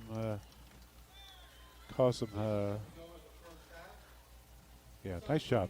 Nice job by the defensive line. So, all right, so 28-6. Good to see the Mustangs are still alive. So now it's time for the Eagles to take this kickoff and make sure they did a good job on the kickoff return. Make sure they watch where the ball goes, cover it well. Make sure they don't make any mental mistakes, and see what our offensive line can do for us. 6:07 left here in this first half as it makes it a 28-6 lead. As Southern Boone having the commanding lead so far. Other than the penalties, they played a pretty good first half of ball, I think. I would agree. Been pretty good. It's been kind of an interesting chess match between the two teams. Eldon certainly is doing everything they can to kind of make up for them being overmatched right now, because they certainly are overmatched. That drive was a 10-play, 82-yard drive. Results in the touchdown. The 2-point conversion, no good. And Southern Boone will have 6:07 to work with. As ball will be teed up, and it's going to be a high kick that will be taken at the 20 by Morris as he's bobbing and weaving, trying to work the near side. Made one man miss. He's going to be tackled by the shoestrings at about the 44-yard line. Yeah, nice, good, solid return. Got the ball up to about the 43-yard line. We'll take that field position every time. So he did a good job allowing his blockers in front of him to get their blocks, and good job there. So we'll see what the Eagles do here. I think we'll see some good power running here, possibly, out of an empty backfield. So there's going to be a pass off to the far side as it'll be 10 yards, 15 and more off to the races as it'll be down near the 30. Nice job there of Morris to bob and weave, pick up a new set of downs. Yeah, empty backfield that time, and what's worked so well tonight is get the pass out quick to the flat and allow our wide receivers to do something with the ball, which they've been able to do all year. So nice, good pass play, good pass call, good job getting the ball out to the wide receiver quickly. So this will set up. Ball on the 29-yard line.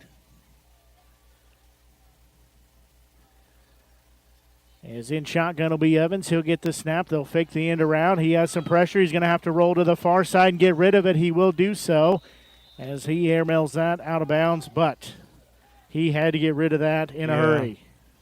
They only sent 4 guys. The defensive line did a good job getting pass pressure, not just one, but a couple people, and forced them to his right Again, left-handed quarterback going to the right. That's not the ideal direction you want to do, but at that time he did a great job again of knowing to get rid of the ball out of bounds and just take the no gain. So he's done that a couple times tonight. So good job there. So to bring up a 2nd and 10, again, ball at the 29-yard line. They'll split Taylor down here on the near side. And so they'll give the handoff to Bowles quickly near the 25-yard line. Picks up about 4. Did a good job blocking that time, having Taylor back in motion from right to left, and he came in, acted as another, basically as a pulling guard that time, come in and pick up a nice block. Good hole. Good job. Good tackling by the Mustangs that time, though. So that'll make it a 3rd down here. Clock under. 5 minutes to go. Southern Boone will have 3rd and a long 6. As Evans again in shotgun, he'll keep it himself, trying to work it up the middle. He'll be tripped up. He had a big head of steam there. Tripped up short of that 1st down marker. Looked like the ball was a little on the high side that time. Good job by Evans to collect the ball. My guess was it was a called run to begin with. Does have that little bit of option to pitch if he wants to Bowles. By the time he decided to keep it and go upfield. And good job by the Mustangs keeping it to a short gain. So this will bring up a 4th down here.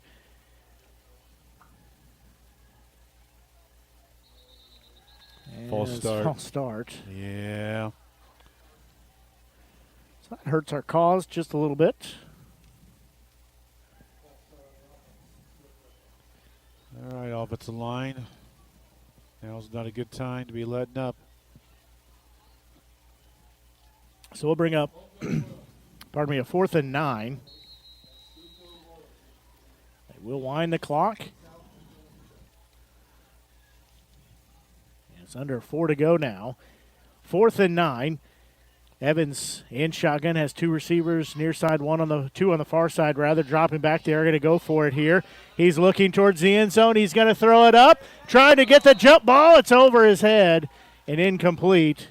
Was looking for... Yeah, plenty of time that time for the offensive line. Did a fine job giving him plenty of time. Did a really good job of giving him plenty of time. He did a good job with his feet. The ball looked like it slipped a little bit out of his hand.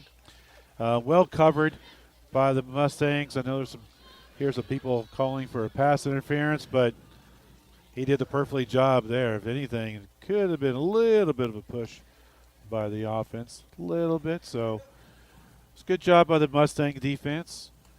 Always like to see a team not giving up and still playing hard, being down 28-6. So they will take over on their own 28-yard line, does Eldon, as in the shotgun is Beanland. He'll give it off to the other Beanland. He's bobbing and weaving. He is a feisty ball carrier. So he picks up a couple of yards to bring up 2nd down. I was thinking the exact same thing. He's in there like a pinball, bouncing off stuff, doing a good job keeping his feet running. Again, these Mustangs are not giving up, so the Eagles need to be on their best efforts, give their best effort here to keep them out of the end zone. So that'll bring up a 2nd down now. It's a 2nd and 7. 2:15 left to go here in this first half. 28-6 lead for Southern Boone. Beanland dropped that football. He's going to have to eat it again, but his knee was on the ground. As that's probably a lucky break for him because he was going to be lit up pretty quickly there by the Eagles defense. Yeah, another bad snap. So we've seen a couple of those here tonight for the Mustangs. So you got to love those easy plays, especially when he has his knee on the ground. So that's probably some of that inexperience, a little bit of him just being a sophomore. He's got to learn that he's got to keep that knee off the ground when he picks that up. So now it's a 3rd and 10, 2.5 to go here in this first half. Well, now it's going to be even longer here. Yeah, false start on the left side of the ball. It's like their tight end and wingman both decided they wanted to go a little earlier. They were about 3 yards downfield before the ball was snapped. So we'll bring up now a 3rd and 15. Ball inside the 25-yard line at the 24. So I'll split off 2 receivers here on the near side. One back in the backfield. There's another snap as Beanland looking downfield, looking for his receiver. That's the other Beanland. That's Andrew, who had the first down and more before he's planted at the 47-yard line. Beautiful play call that time by the Mustangs coaching staff. A little bit of play action to the left, roll their quarterback to the right. Their line did a good job, giving plenty of time, and did a nice job. Nice throw to his open. Inslee trying to show a WWE suplex there. As it'll be a new set of downs, I'll hand it off to Beanland. He'll cut back in the middle, still on his feet, has the first down and more before he's taken down at the 45. That looked like an awkward tackle, but he's going to bounce right up. Yeah, we got that game of inches again. Good job getting some penetration right off the bat, but unfortunately, their running backs they run pretty hard, so got that grease on his jersey to slip out of there. Ball on the 40-yard line as Beanland again with it, bobbing and weaving. Now he'll be taken down at the original line of scrimmage. Yeah, that's one of those dittos plays, same play that they ran previously to the right, they ran to the left, but that time, good job by our linebackers. Was that Teller? That was Teller, yes. Teller did a good job of textbook tackling, wrap up and pick up, and plants on the ground, so nice job. So they do say his forward progress gets him 2 yards. So he did pick up a little bit of yards, but yeah, nice job, as you said. Excellent tackle there. You take the feet out from a running back, it's pretty hard for them to keep churning those legs to go forward. All right, so we got a minute 30 left. They have the ball on the, 38-yard line, so Mustangs are not giving up yet. Straight up 8 o'clock here on the Show Me Sports Network. Blake Gasaway here with you, joined by Mike Freeze. We're glad you're tuned in here to our broadcast of Southern Boone County Eagles football, the exclusive home for Southern Boone County Athletics, Show Me Sports Network. Also joined by the viewers of the Southern Boone Athletics YouTube channel. As we have listeners from Seattle, Washington, clear over to Philadelphia, Pennsylvania. Had some listeners down in Georgia. Everywhere in between, obviously a whole lot of listeners here in the Midwest too. But we always like to hear from our listeners, so if you're listening tonight, you can send us a message on our social media. Let us know you're enjoying the broadcast here of Southern Boone County football. As 2nd and 8, there's going to be a pass that's offline, and quarterback is going to be taken down. Receiver also takes a big shot. I think he heard footsteps there. Great defense that time. Got a nice, good pass rush on the quarterback that time. Made him hurry the ball, threw a little bit high, which was actually pretty good because we had a linebacker in position that might have been able to get 2 hands on it. But good play by the Eagles defense that time on the pass rush as well as the pass coverage. So 3rd down and 8 here. Ball at the 38-yard line. Beanland will roll to the far side. He's going to get his feet set through his hands of his receiver again, as that would have been a first down, but hit him in the hands, and it goes through him. Yeah, nice play that time by the young man. Did a good job evading a little bit of pass rush by moving to his left. He made a good throw, and like you said, went right in between his hands, so not the quarterback's fault.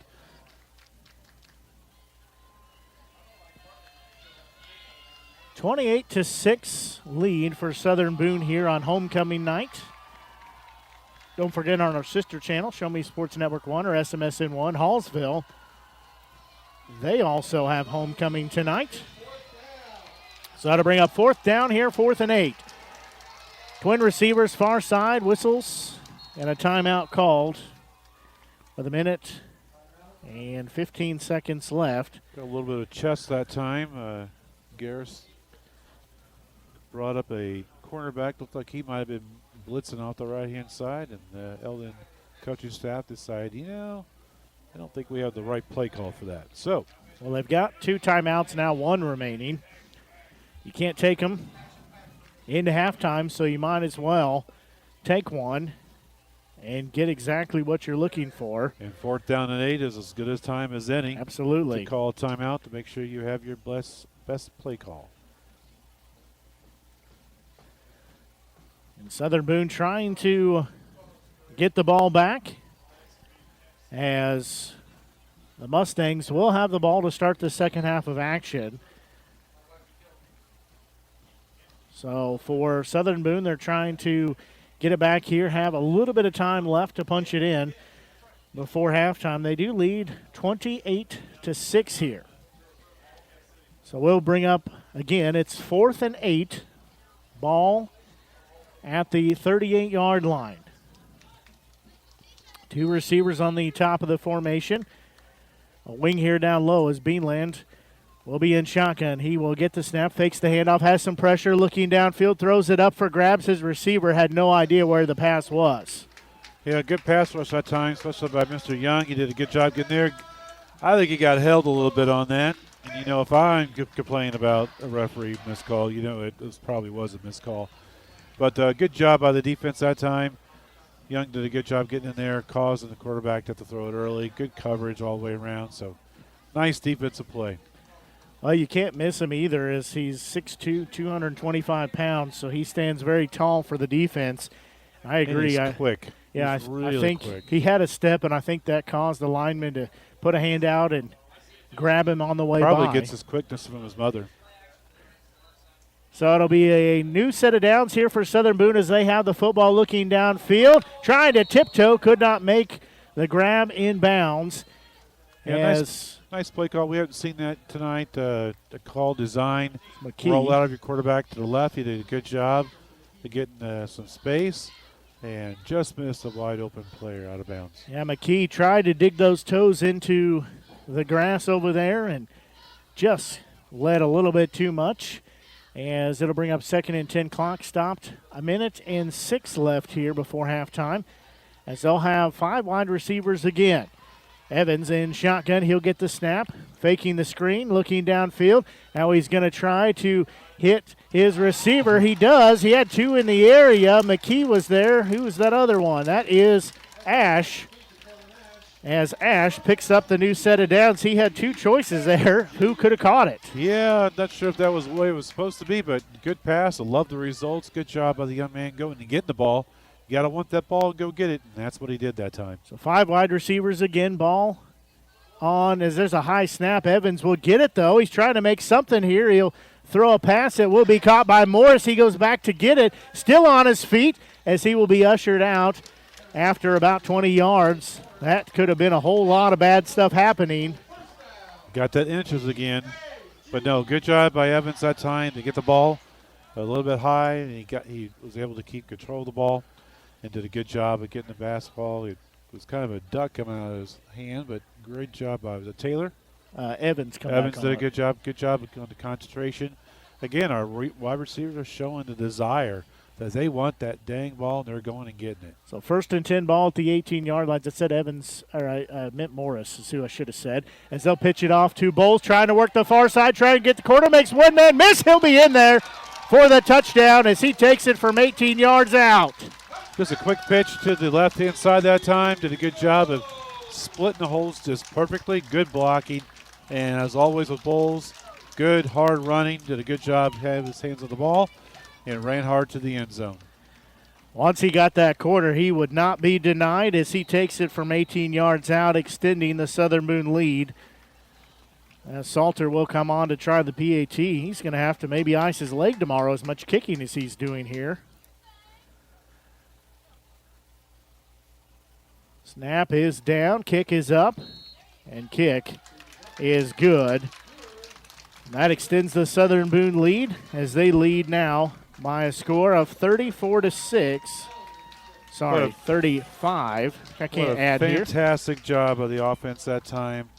They had kind of stalled a little bit there and did a good job of taking the ball and doing what they could do best. That's hard running.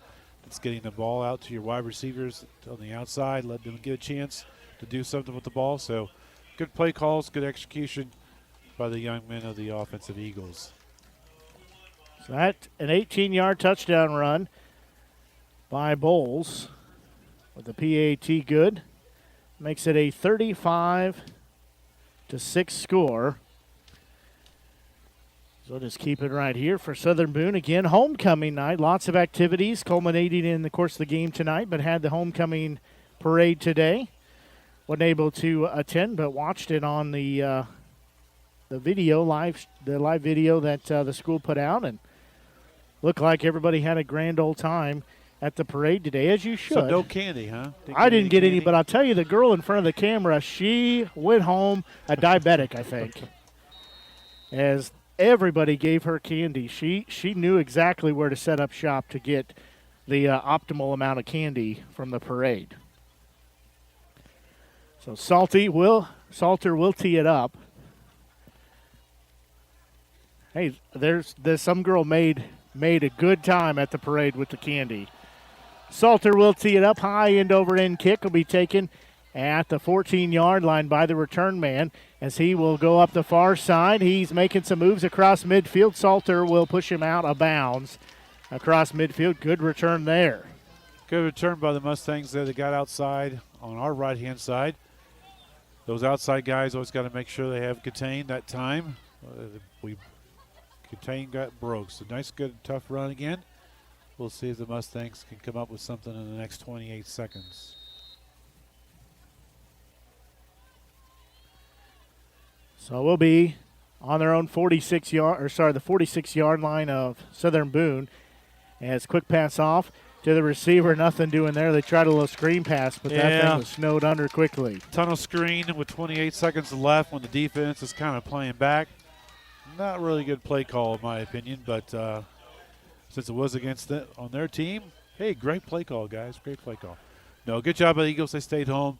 Coach Garris wasn't doing anything exotic by blitzing 5 or 6 or 7 people. They said everyone stay home and take care of their responsibilities. Southern Boone call a timeout there? I didn't see it. I didn't either, but I can't imagine Eldon would call a timeout. I agree with your thought on trying to run that screen pass with. It's not the right time to do it. 30 seconds to go. You might be better off if you just took a knee, save your player some hits there. So that'll bring up a 2nd and 9, ball on the 45-yard line. Again, Southern Boone leading 35-6, 21.4 seconds left to go here in this first half. Halftime, well, the band will be out to entertain us. Have a good time as they're performing here for their homecoming medley.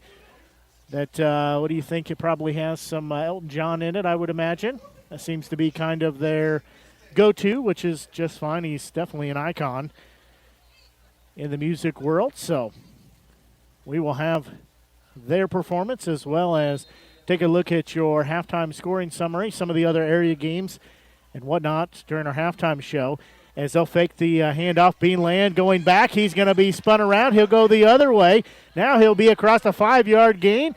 Now that'll turn into about 6 yards. Mange on the tackle there. They'll bring up a 3rd and short as they will spike the ball. Yeah, the previous play, again, we only sent 4. Had a linebacker more as a spy that time and did a good job on the left-hand side, getting some pass rush. They caused the quarterback to run up the middle right into the linebacker who was acting as a spy. But again, good tough running by the quarterback. These Beeland guys are doing a fine job of running the ball hard.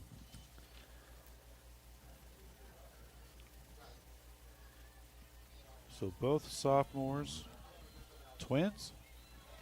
I don't know. They look the same from up here. They do look the same from up here. So good, hard-running guys. So Beanland will be in shotgun. As dropping back, has a little bit of pressure looking downfield, and it'll be intercepted as Southern Boone will go the other way. As is this Ash with it? It is. He's going to be across the other way. He's got a wall of blockers. He's across midfield, still going as he's going to try to tightrope. Has one man to miss. He'll be hemmed in, though, and pushed out of bounds. He's going to come up about 10 yards short of a pick 6. Nice pass rush. Dylan Niles came up from his on more of an inside slant. Did a good job of making the quarterback move to his left. And again, when you're a right-hand quarterback moving to your left, that's not ideal. Ball was kind of thrown up for grabs. Good job by the young man getting the interception and doing the best he could to make something out of nothing there. He just came up 10 yards short from taking that back to the house.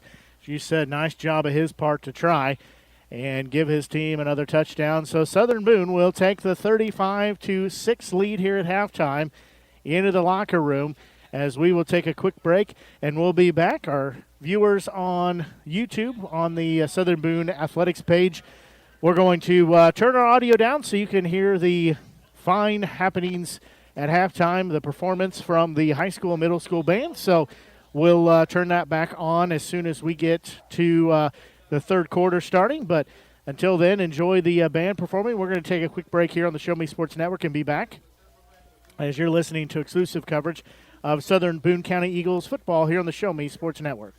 At Centurion Cares, for more than 3 decades, their focus has been on exceeding customer expectations for contact center software solutions. Their innovative communication solutions include utility interactive voice response software that allows for smart communication features that let your utility deliver superior customer service 24/7. They also provide other streamlined services like automatic call distribution, automated customer callback, reporting, and quality assurance. To find out more about how Centurion Cares can help your business, call them at 727-421-5300 or look them up online at centurioncares.com. Centurion Cares, innovative communication solutions.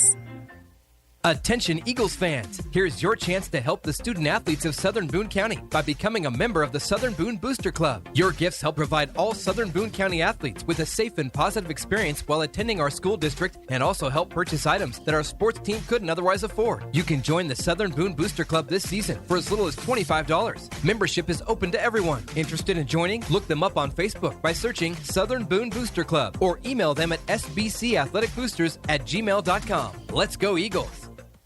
At the Boone County Journal, we're with you all the way. We know that you're more than just a subscriber. You're an employer, you're a parent, you're a neighbor.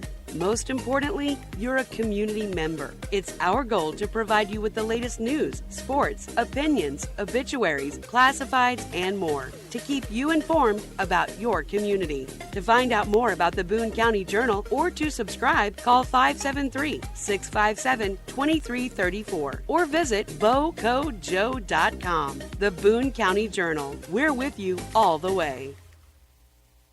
Running out of some of your favorite Avon products and haven't seen an Avon brochure in quite some time? No need to worry. Avon Independent Sales Representative Michelle Carty can help with your Skin So Soft makeup, jewelry, fragrance, and skincare needs. Avon now carries cleaning supplies, clothing, daily essentials, and several small LG electronic items. You now have the opportunity to shop online 24/7 and have your order shipped directly to your front door by shopping with Michelle at mcarty.avonrepresentative.com or find her on Facebook by searching Avon Carty.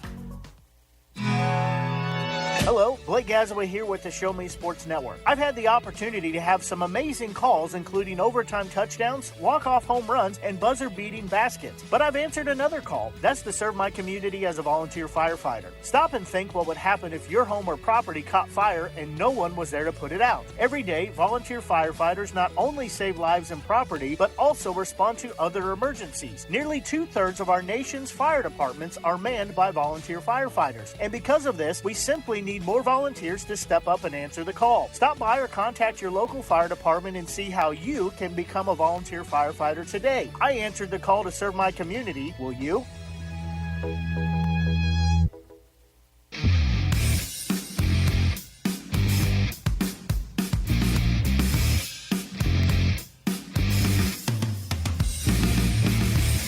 Well, we're still at halftime here as Southern Boone leads by a score of 35-6. Eldon will get the football to start the second half of play. However, they've really not been able to do much offensively. As taking a look at your first half scoring summary, well, it's pretty much all Southern Boone as they got on the board first on a 43-yard touchdown pass from Evans to Ash. The PAT by Salter was good. That was a 3-play, 47-yard drive. That game with 10:45 left in the first quarter, that made it a 7-0 Southern Boone lead. Then Southern Boone would score again on a 19-yard touchdown pass, this one to Morris. PAT by Salter was good. That was a 9-play, 65-yard drive. That came with 3:46 left in the first quarter. That made it a 14-0 score for Southern Boone. Then Southern Boone would score again, this time on a 66-yard touchdown pass from Evans to Morris. PAT by Salter was good. That was a 3-play, 66-yard drive. as that came with 1:24 left to go in the first quarter. That made it a 21-0 score. That score would take us to the end of the first quarter. Then Southern Boone would score again just a couple minutes into the second quarter, this time on a 56-yard touchdown pass from Evans to Ash. That PAT by Salter was good. That made it a 28-0 score. And that drive was a 3-play, 59-yard drive. That came with 10:04 before halftime. Then Eldon would score on an 11-yard touchdown run by Collins. They tried the two-point conversion. It was a run. It was no good. That was a 10-play, 82-yard drive. That was with 6:07 left in the first half. That made it a 28-6 score. Then Southern Boone would punch it in one more time, this time on an 18-yard touchdown run by Bowles. The PAT by Salter was good. That was a 5-play, 62-yard drive. Came with 36.1 seconds left in the first half. That made it a 35-6 score. And that score would take us here to halftime. And that's where we sit at a 35-6 advantage in favor of Southern Boone. So that is the scoring that we had in the first half. We'll take a quick break and be back and look at some of the other area scores as you're listening to exclusive coverage of Southern Boone County Eagles football here on the Show Me Sports Network. In today's world, injury prevention is at the top of everyone's list. However, heat-related occurrences get routinely overlooked. Zealous WBGT puts that front and center. By using cutting-edge formulas and technology, Zealous WBGT streamlines and simplifies obtaining and documenting wet bulb globe temperature readings. With a simple touch of a button, you can check WBGT anywhere in the world, receiving alerts when the WBGT goes over the threshold you select. Join the stress-free way to protect student-athletes, employees, and overall operations from extreme heat by downloading the free Zealous WBGT app today. Save time, save money, save lives with Zealous WBGT. Creating custom, handcrafted woodworking projects has never been easier. Become a member of Sawdust Studios and enjoy 24/7 access to a woodworker's paradise. Outfit with industry-leading professional-grade tools, Sawdust Studios offers endless woodworking possibilities. Don't have woodworking experience? No problem, as Sawdust Studios offers affordable classes from a community of woodworkers, experienced designers, and master craftsmen. Youth classes are also offered for those junior woodworkers. For more information, search Sawdust Studios on Facebook or find them online at sawdust247.com. Sawdust Studios, your community woodshop. Hi, I'm retired Army Sergeant Trent Dirks, and I want to tell you about an organization that saved and changed my life forever. Retrieving Freedom provides highly trained service dogs to veterans with disabilities and children with autism, absolutely free of charge, thanks to the generous donations and support from people just like you. Experts from Retrieving Freedom help throughout the entire process, from fostering programs through service dog placement. Retrieving Freedom gave me the skilled service dog Tracer, who has been my best friend and my lifeline. To find out more about how you can get involved, volunteer, foster, or to donate, visit their website, retrievingfreedom.org. Retrieving Freedom, changing lives through the training and placement of service dogs for veterans with disabilities and children with autism. At Southern Boone School District, our educators do more than just teach. Lives are being shaped for the future before they even enter a classroom. For students to succeed, it takes an entire district-wide team. Our students need you. Join Southern Boone School District's team today, now offering competitive salaries and benefits for all positions. Visit ashland.k12.mo.us and click on the Employment tab.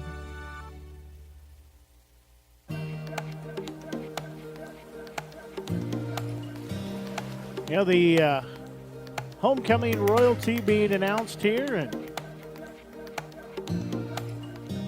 all the pomp and circumstance that goes on with that happening here.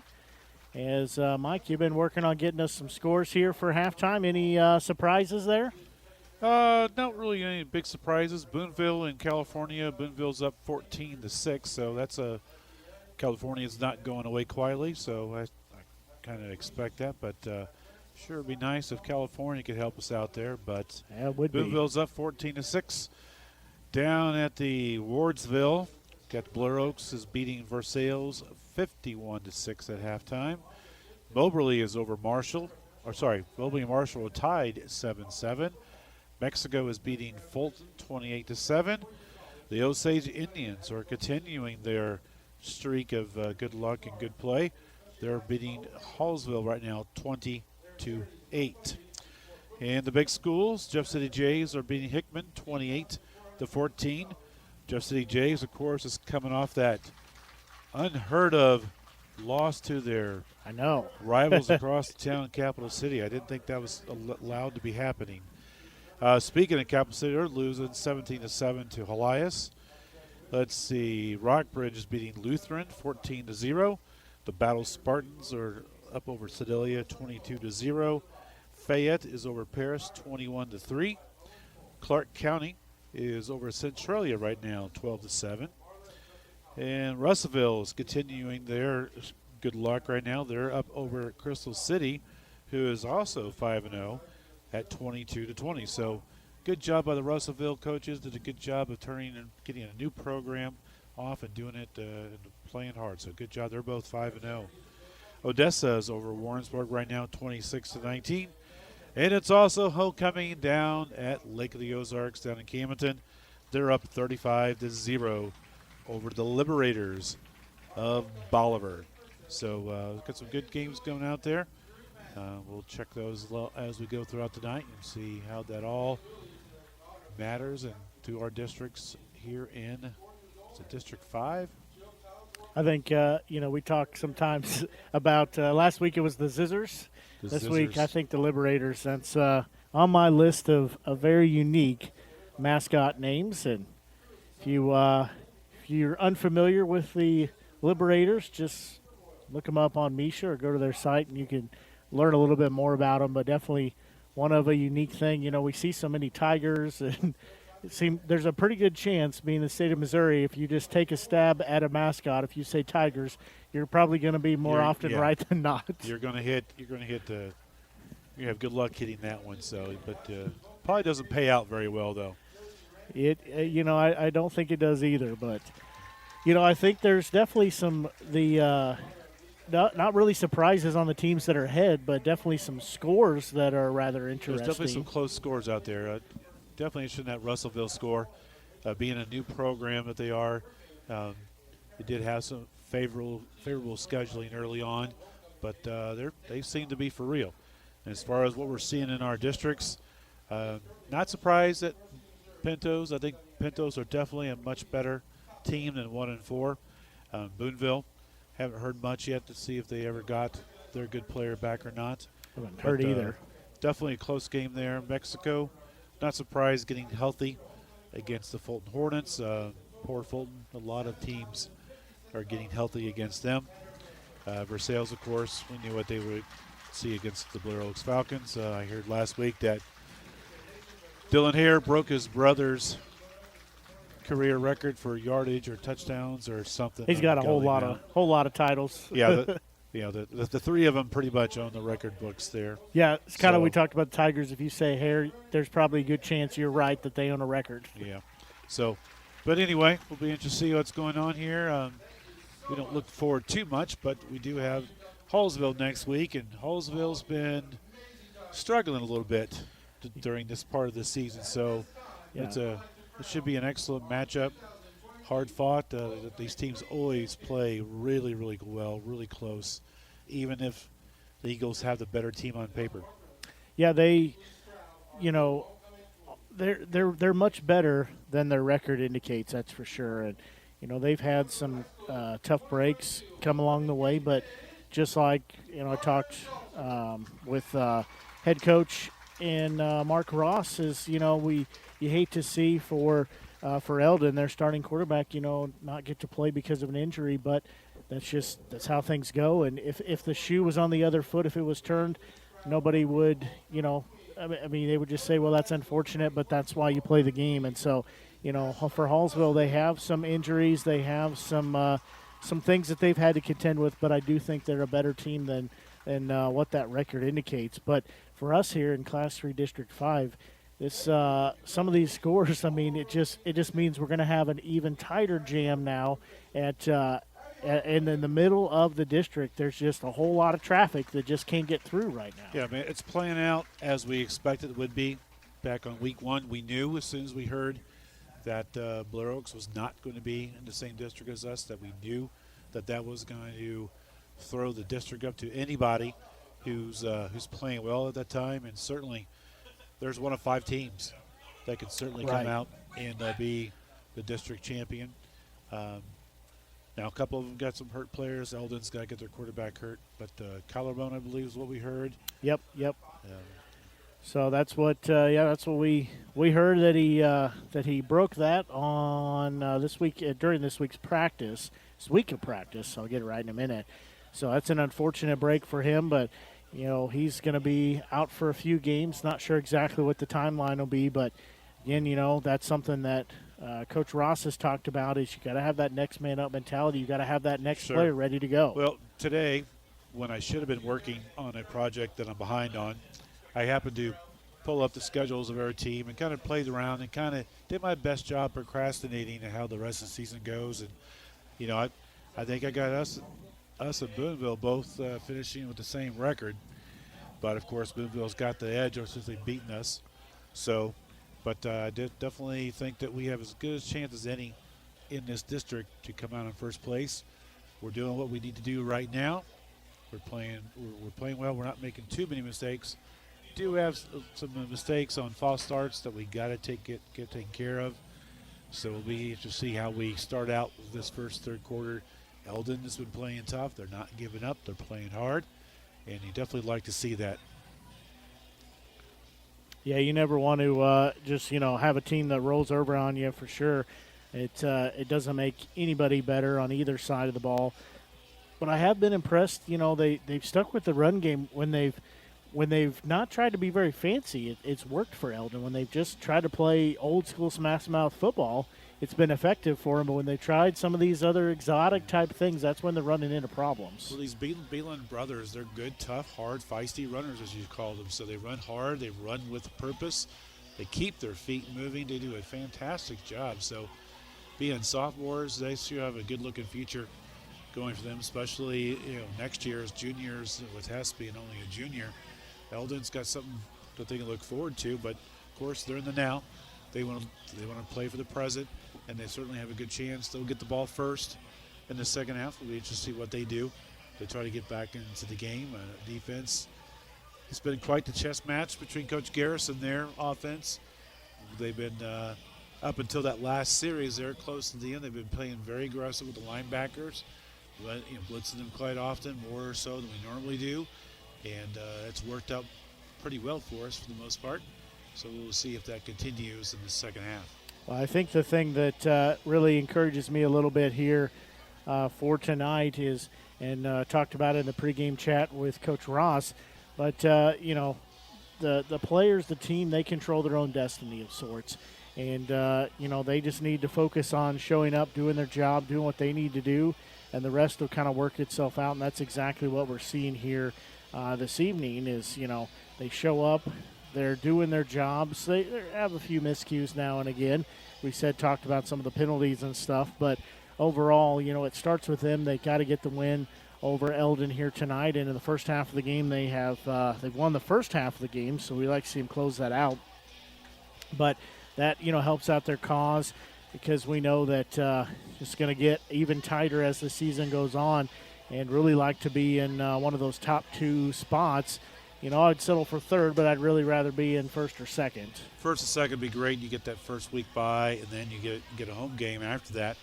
So he's got 2 games to play to try to become district champs.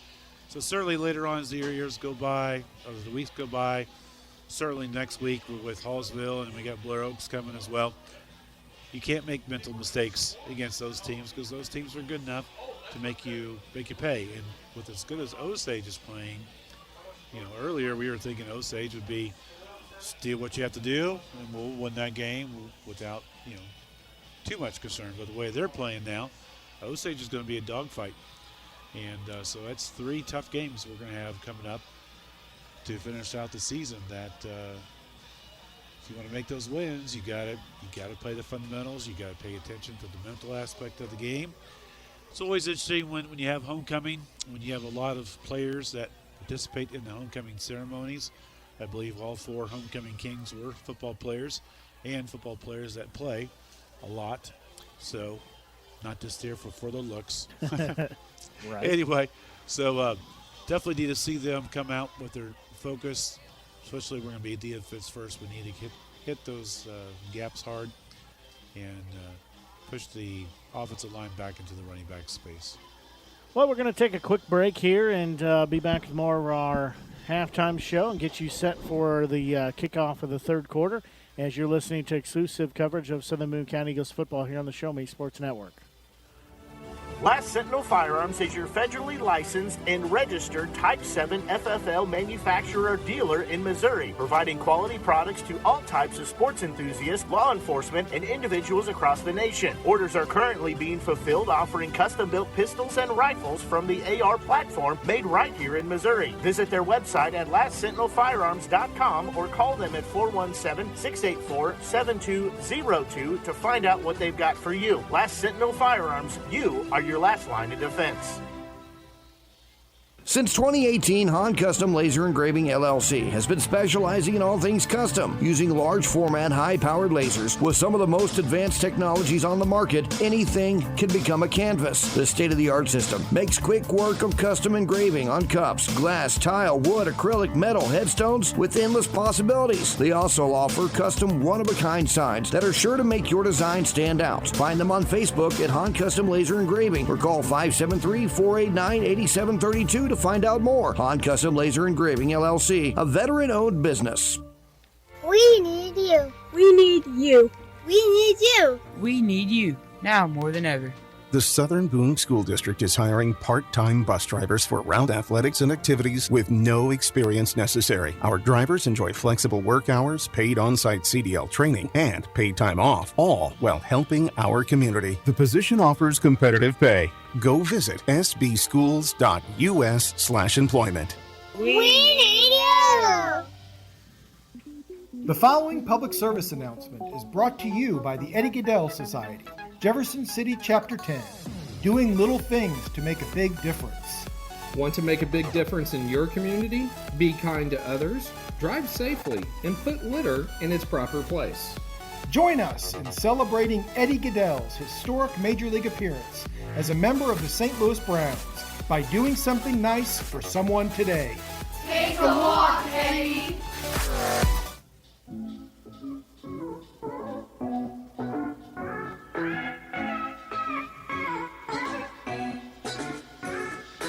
Well, both teams still going over their warm-ups here.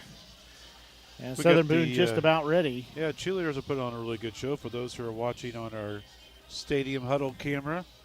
Let's see if I can get all these names without making too many mistakes. Seniors, we got Mackenzie Sartain, Ava Armentrott, Lydia Beeler, Claudia Verser, Lily Odell.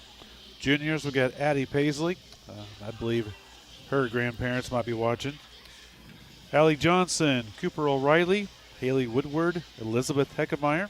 Sophomores are Lila Stratman, Trinity White, Aubrey McGuire, Jody Van Deven, Addison Kimbrough, Zoe Davis, Althea Meyer. Freshmen are Cassidy Ash, Evelyn Powers, and Abby Daniel, coached by Christina Tracy. That would be our beloved athletic activities directors. Spouse is doing a fine job with that group. Good numbers. They do a great job, and glad to have them part of our game. Absolutely. They're much better that they're down there performing and not us. That's all I have to say about that. So we do want to welcome our...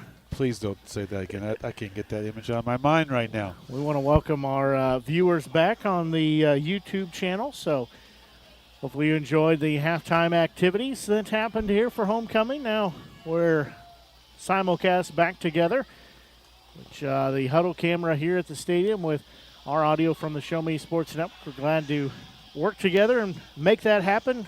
Heard a lot of nice compliments and positive comments from that. So always fun when we can combine the best of both worlds together. As here for the second half, Eldon will get the football to start. Salter will have it teed up at the 40-yard line. It's a 35-6 lead for Southern Boone. And Salter has it teed up. He'll approach the ball. He'll do a little squib kick through the hands of the return man. It'll be dove on at the 35-yard line. Yeah, and that's the second time now we've seen it go through one of the Mustangs' hands, but they're able to fall on it. Yeah, nice kick, nice hard. It takes a weird bounce and gets through the hands of the first up guy, who happens to have one of those big numbers on that usually does it to signify hands. And you saw that there, but his teammate did a fabulous job of covering the ball up, so almost a chance for the Eagles to have the ball first. That signifies he's got some big hands like hammers, but not soft ones to catch the ball usually. So it'll be first down at the 35-yard line. There's a bad snap. It's going to be on the ground. The quarterback will fall on it in Bean land as he had to dive after that and eat it back for a big loss there. Yeah, it's at least, the third bad snap they've had. That one was high. The one previously was low, to where he had to catch the ball with his knee on the ground. So nice job of the Eagles getting there to cover up the ball carrier. So that ball spotted at the 27-yard line now. As they're going the wrong direction here for the Mustangs, it'll be second and long, 2nd and 18, 2nd and 17. As they'll fake the handoff, rolling to the far side is Beanland. He will overthrow his intended receiver. It'll bring up a third down. Yeah, they had an overloaded formation to the left inside where they have extra linemen in there and offset, and they just try to sneak one of their tight end at the flat 5 and out, but it was well covered by the defense of the Eagles. So this will bring up a third and long now. Clock stopped at 11:18 left here in this third quarter. Again, 35-6 advantage for Southern Boone. There's another high snap. Has to go back on it. It's Beanland. He will fall on it, but it's between his legs, and they'll say he got on it at about the 15-yard line. What can you say? High snap. The center is a little bit shorter, much shorter than Hess, I'm pretty sure, by a few inches, and that's something they haven't had a chance to get changed yet. So good job of the defense and being all over the ball, and lucky there that it was not turnover on possession. So it's 4th and a whole lot. They got to get to the 45-yard line to move the chains. As ball on the 15-yard line. Punter standing at his 1-yard line. He'll get the snap, and a side-winding kick will take a bounce at about the 45, go across midfield, and it'll be down there as Southern Boone forces a 3-and-out here to start the second half. Pretty decent kick there from Eldon. Got it at least to the other side of the 50, but still fantastic field position for the Eagles, and very fortunate that the Mustangs had some mental errors that time on some bad snaps. That certainly will help the Eagles get started on the second half. So Southern Boone will start on their own 47-yard line, so good field position here for the Eagles, as they will have 2 receivers on either side of the formation. Evans will get the shotgun snap. They'll pitch it off to Bowles, trying to work the far side, comes crashing down. He'll pick up about 6 yards, 7 yards there. Yeah, it was a quick pitch to the left-hand side there. They tried to get the center post to get out there, but unfortunately he just could not get there in time. But still, nice, good, hard running by Bowles. Picked up a nice, good 6 solid yards there, following the left-hand side of the line. So on the other side of the 50 now, as it'll bring up 2nd and 4, under 10 to go here in this third quarter. Southern Boone has trips here on the bottom of the formation, and that'll move them forward. As should be a first down. Looked like that was on the defense. They say encroachment, so. It's always a good sign of a strong, mentally sound team to be able to mix up the snap count a little bit. Whenever you do that, you can slow down the defensive line. And it's certainly something that every team should strive for, and your better teams throughout the year are ones that can do that. And that'll be a new set of downs here at the 42-yard line. Evans in shotgun, has a receiver on either side. He'll give it to Bowles quickly up the gut. He'll be tackled near the 35-yard line, so he'll pick up 7. Yeah, as this game's going along here, the offensive line's doing a much better job at getting off the ball well, getting their blocks, getting some nice holes. Bowles the last 2 times has been able to run up in there without much of a hand on them till good 4 or 5 yards downfield. So that'll bring up a 2nd and 4 as two receivers down here on the near side, one up top. Now they'll send Taylor in motion here to the near side. He'll be a wing down there. So they'll give it off to Bowles again, makes the first couple men miss. He's still trying to drive near the 30. He'll be close to the first down marker. Yeah, pulled the left tackle, left guard that time to the right-hand side. Bowles did an excellent job of waiting for those two to get across the line of scrimmage and just follow their blockers for a nice, good, tough 3 yards. So it will be about a yard short, so it'll bring up a 3rd and short. Two receivers far side.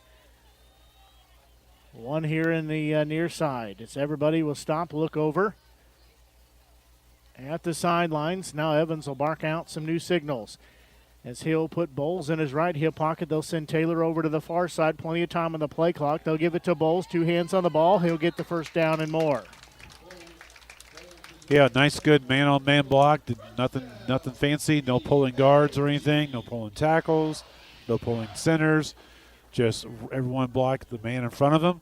Block him as far downfield as possible. And good hard running by Bowles. So nice, good, solid smash-mouth football play there. Ball on the 27-yard line. Again, 1st and 10 now for Southern Boone.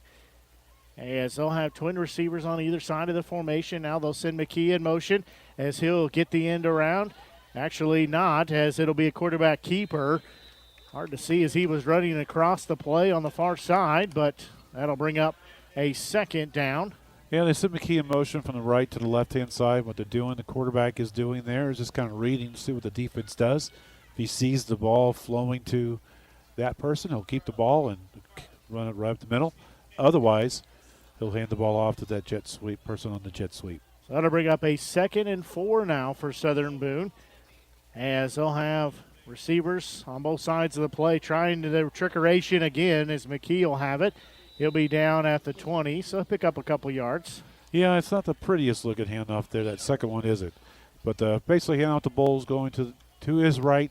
He quickly hands the ball off on his inside to McKee coming from right to left in that wing position. And we've had some pretty good luck with that play this year. This time, though, did not get too much. So this will bring up a 3rd and short. Clock rolling under 7 minutes to go. Ball spotted at the 20-yard line. It's 3rd and short. Two receivers stacked up on the far side of the play. They'll send one in motion down here to the near side.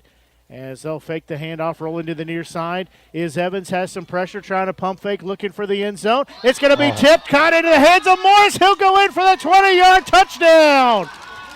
Sometimes it's better to be lucky than good as a tip ball goes into the hands of Morris for a touchdown. Yeah, you called that right. Morris was wide open. He had a good 3-5 yards on this guy. But left-hand quarterback rolling to the right. He did his best to get the ball, his shoulders turned, but he was not able to. Ended up throwing it short. But Morris did a fantastic job of going and getting the ball. We've said that tonight a lot. Our receivers are doing a great job of going and getting the ball instead of waiting for the ball to get to them. So excellent job by the wide receiver. Salter on for the PAT. Kick is up, and kick is good. So a 20-yard touchdown pass from Evans to Morris. PAT good. That makes it a 42-6 score in favor of Southern Boone, as things are churning well for them. This comes at 6:26 left in the third quarter. That drive, a 8-play, 53-yard drive. Excellent job again. Wide receivers again did a good job of coming back for the ball. He had a good 3-5 yards. He probably made up about 8 yards with the ball in the air, seeing that the ball was going to be short because Evans was awful hard. It's a big ask of your quarterback to roll right and throw 30, 40 yards downfield. He did the best job that he could, but Morris did a fantastic job of going and getting that ball. Now we should see a pretty quick remainder of the ball game, barring Eldon does not score, because we've surpassed the 35-point spread. That would indicate the running clock at the 42-6 score. It's going to be another squib kick. It'll be taken by one of the up men. He'll fall on it after he knocks it down, but again, not real quick to jump on it. Yeah, this time he picked on a different guy. Hadn't picked on that guy yet tonight, so it's all about equity, right? Want to pick on everybody just the same. So, all right, so see what the defense will do here. Eldon, when they had the last couple weeks when they've been behind, they have thrown the ball a little bit more than they normally would like to.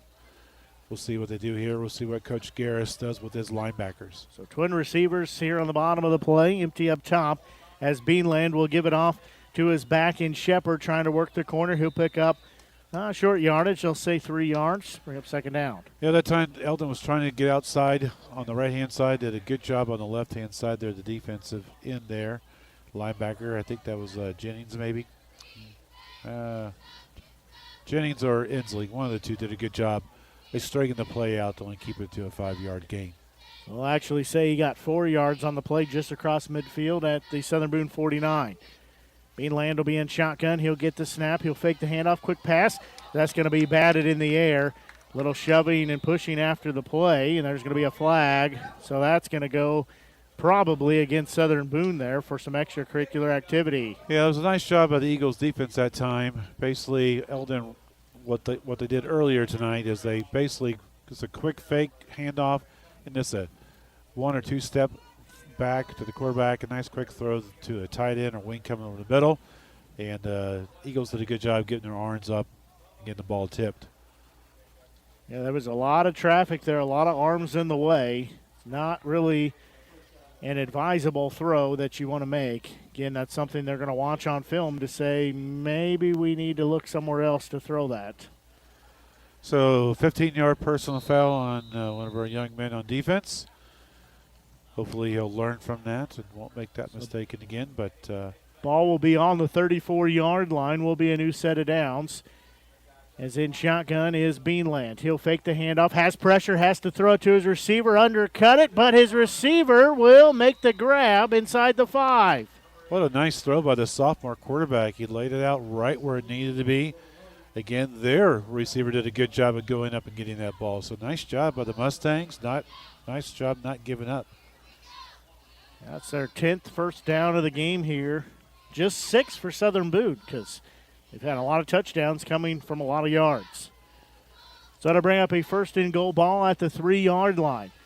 Beanland will be in shotgun again. Has 2 receivers down low.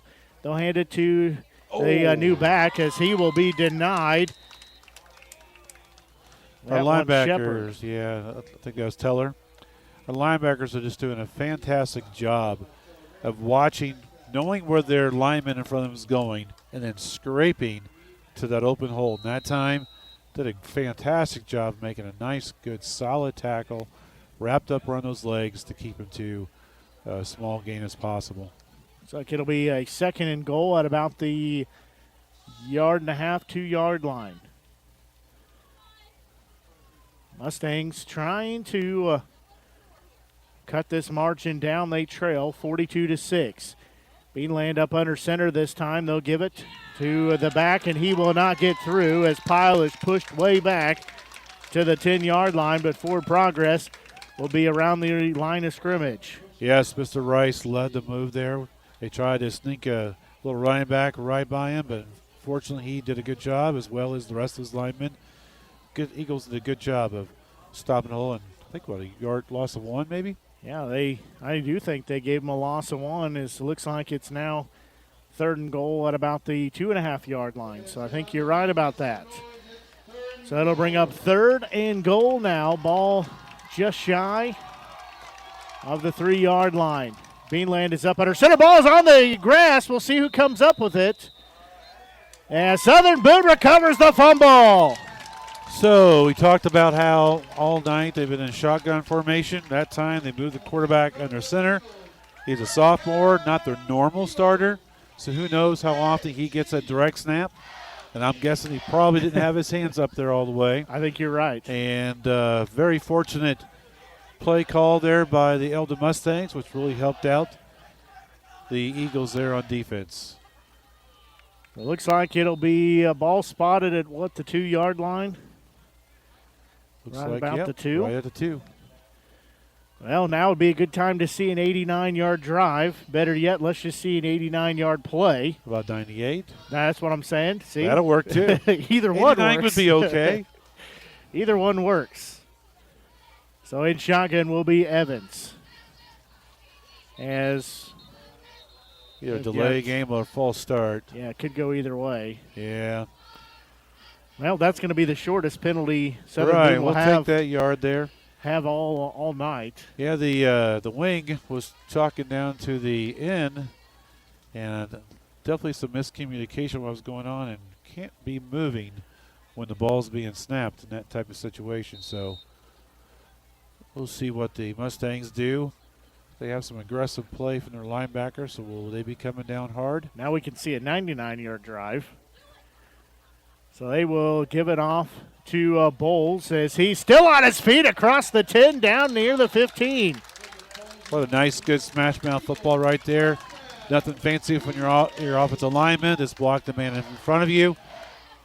Lock up, push him back, and Bowles, as we know with Bowles, he's one of the better hard-nosed runners that we have. Not going to beat you necessarily with his joystick abilities and 40-yard speed, but he's a good, tough, hard runner. Well, he was into the second wave of defense before they knew what was happening. As ball on the 15-yard line. They'll give it off to Bowles again, working up the middle, still working, driving the pile, still going. As it'll be down around the 25-yard line, so a pickup of 9, almost 10 yards there. Yeah, the offensive line has been playing really well here this series, doing a good job firing off the ball. Again, nothing fancy, not pulling a whole bunch of players, just man-to-man with the guy in front of you. Doing a good job locking up, and again, Bowles does a fine job of finding that hole. So this will be a 2nd and short now for Southern Boone. 2 receivers here on the near side, 1 up on the far side. They do have a wing as they'll give it again to Bowles, trying to work his far side, get behind his blockers. He'll be tripped up and down on the 30-yard line. He'll move the chains. Yeah, quick toss to the left-hand side. That time they did pull right guard, right tackle to the left-hand side. Did a good job of getting out in front, getting some good blockers there. So, clock winding down. This should take us to the end of the third quarter.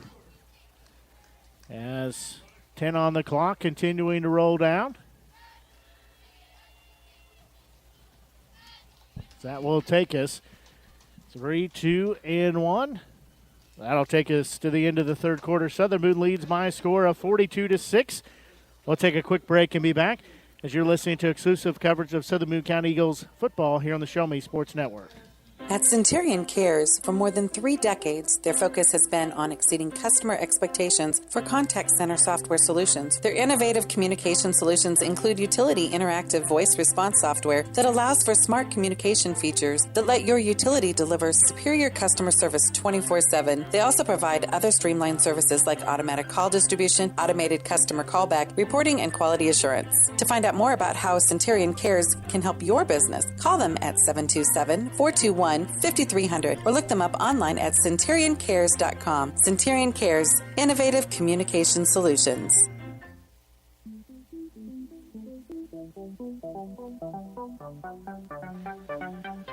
Well, 12 minutes left on the clock here in regulation. As we will switch into the field, Southern Boone has the football as well as the lead, the 42-6 lead here over Eldon. Eldon trying to come in and spoil homecoming, but so far pretty much from the wire, it has been all Southern Boone for most of the night. Yeah, so far the Eagles have done a really good job of taking advantage of the cards that have been dealt with them. So let's see if they can finish this off. So ball on the 30-yard line. It's 1st and 10. They'll load up here on the near side. Evans will have the pass, the snap go through his hands. He'll fall on it at the 20. That's one did not fall their way like we've seen the rest of the time. Yeah, the ball snapped a little bit on the high side, and he also did a good job of covering the ball up. He knew very well the fact that got the game in hand really well, so make sure we don't do anything stupid to drop the ball or let the ball go to the other team. So nice job getting the ball covered by himself. Right. You're exactly right on that.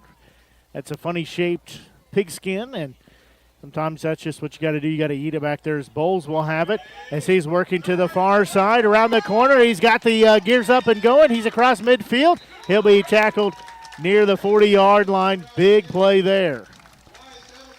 Is that Bowles or? I think I'm mistaken. I don't think that was. Looks to be a little smaller than Bowles. When he turned around, I could see. Is that Travers maybe? Who had that big 23? play last week, 23? Yep, that is. No, that's Dapkus. Brady Dapkus, the freshman. 5'11", 155-pounder. Yeah, nice job following his blockers. Good job by the offensive line, making nice holes. So he will stay in the game. He'll get the handoff, trying to take it up the middle. He'll pick up 4 or 5 yards there. Nice gate. Nothing special again. Is man-on-man. Line up the guy across you and fire off the ball hard. And good job there, getting as much as he could. 2nd and 7 now for Southern Boone. We said the team is accepting donations to buy some new jerseys that are easier to read from the press box. It is hard to see anything. I will say, too, as we said, Eldon's is almost, if not worse. Theirs is light on light. So there will be a handoff. Ball carrier picks up about 5 yards there. How about a very, very light gold on white? Yeah, not yeah, much it of a is. border, It is so. not easy to see here. But again, Coach Ross is putting this game on his linemen's shoulders right now, telling your offensive lineman, hey, we're going to ride you down this field, so you guys block the guy in front of you. Do a good job, man-to-man. Just give us a little bit of gap for our running backs to run through. So far, so good. So this will bring up a 3rd and short now. And I do think we have a new quarterback in as well, maybe. Well, he didn't turn around far enough to see, but I think that is he's probably been in this whole drive, to be honest. As that one's going to go through his hands, he'll have to eat it back near midfield. As is that Mason Shearer? I can't see, but I think you might be right. He's coming out. And it could be a punt as well. So, yeah. Coach Ross did a great job last week, getting some young guys in there, some good, valuable time. Yeah, talked about, I think, every player on the roster that was suited up that could play got time to play. So if they had quarters to play, yeah. So this will be a 4th and 14. Evans will have the defense jump off sides. Got the gift there. Yeah. That was a very gift. I didn't think he really got across the line of scrimmage there, but we'll take it. Yeah, they say he did. So now it'll bring up a 4th and 9 instead of a 4th and 14. Think they're actually going to go for here? You think they do might. A They got kick? the empty backfield. This has worked pretty well for them. They're only sitting blitzing 3. Oh, they'll be quick kicked it. That'll be a little pooch kick, bounce inside the 20, and it'll take a left-hand turn, be down about the 16-yard line. Took a left-hand turn at Albuquerque. That it did. Took a good bounce, but then hit a blade and just made a left. That worked out pretty well. Yeah, had some pressure coming through, did Eldon. But the ball will be spotted just outside the 15-yard line. Get some substitutions in. I'll do my best to kind of give these young men some props.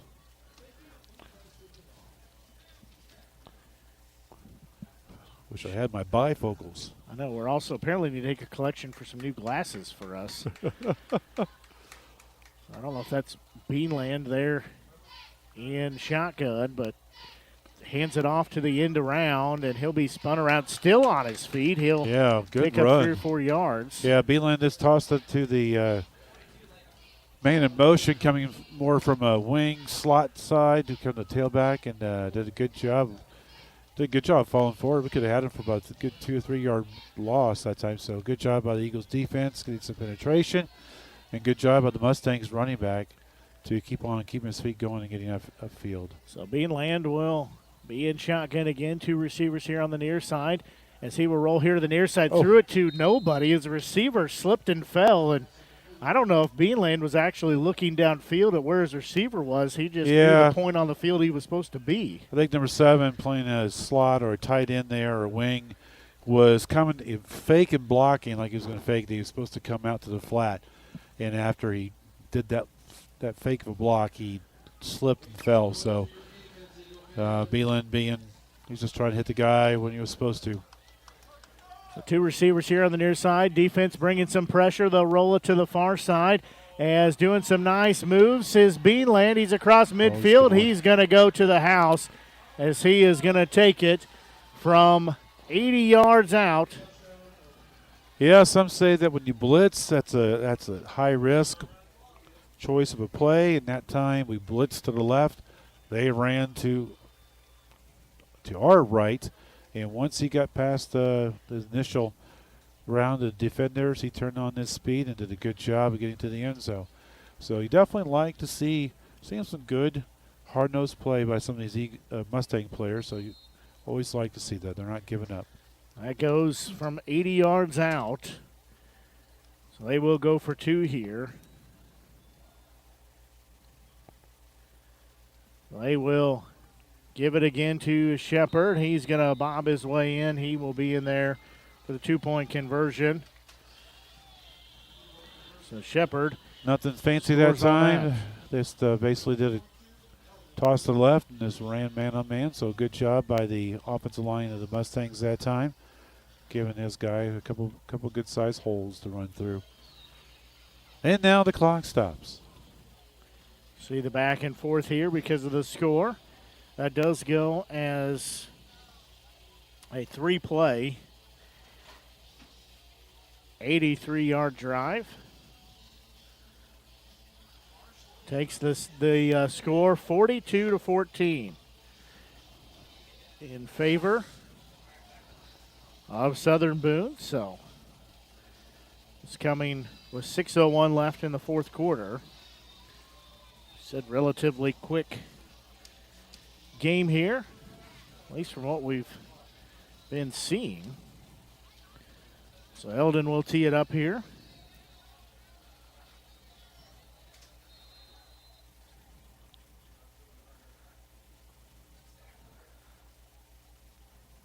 They will do an onside kick. So we'll have to do it again.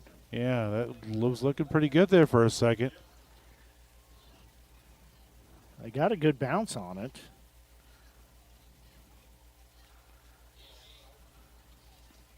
But somebody was a little quick to get across the line.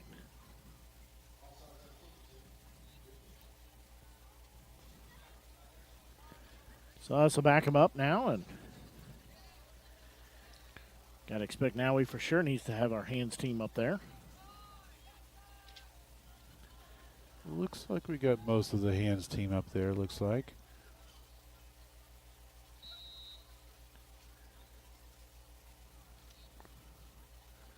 So Eldon will break their huddle here by their 6x4. 6 on the near side, 4 on the far side. Again, they'll do an onside kick, and nice job. One of the up men to recover it on the other side of the 50. Yeah, they had overloaded to the right side, but kicked it back to the left side, and good job by the Eagles getting the ball covered up. Was that Post? Looks like Post covered the ball up that time. Good job by the center. So it'll be ball on the 47-yard line. The cheerleaders throwing out hats down there? I don't know.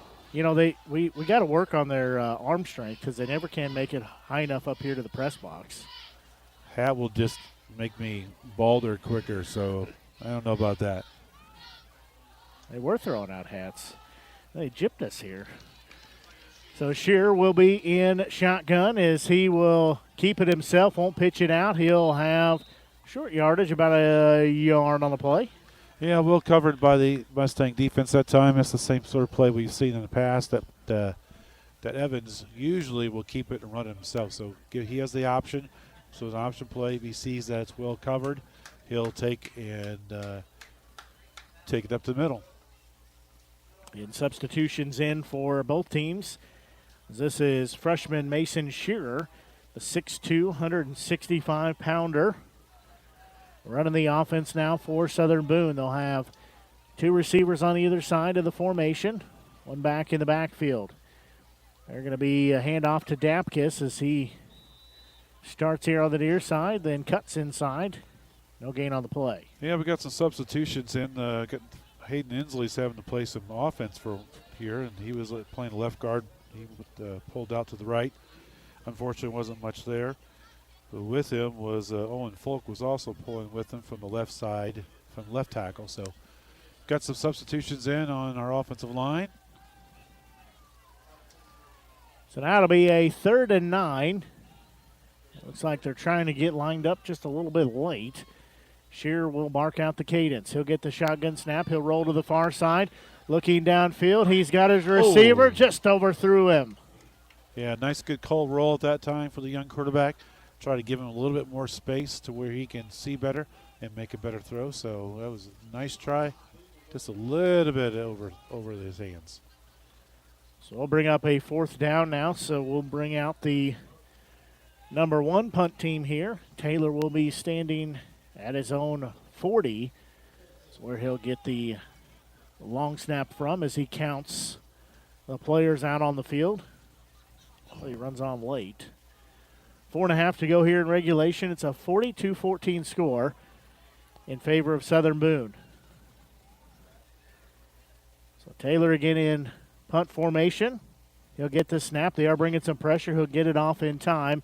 As a return man will make one man miss at the 25-yard line. He is off on the far side to the races. He will race down the sidelines and take it at the 10-5, touchdown.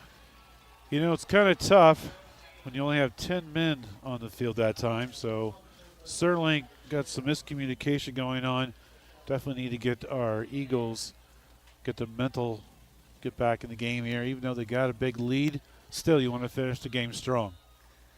So that goes a 75-yard punt return for a touchdown. All right, this is where your coaches need to make sure that if you're coach linebackers, got to make sure you got enough linebackers out there. If you coach secondary, you got to make sure you have enough of your secondary people out there. So now it makes it a more respectable score. Still a 42-20 lead for Southern Boone. They're going to have a timeout.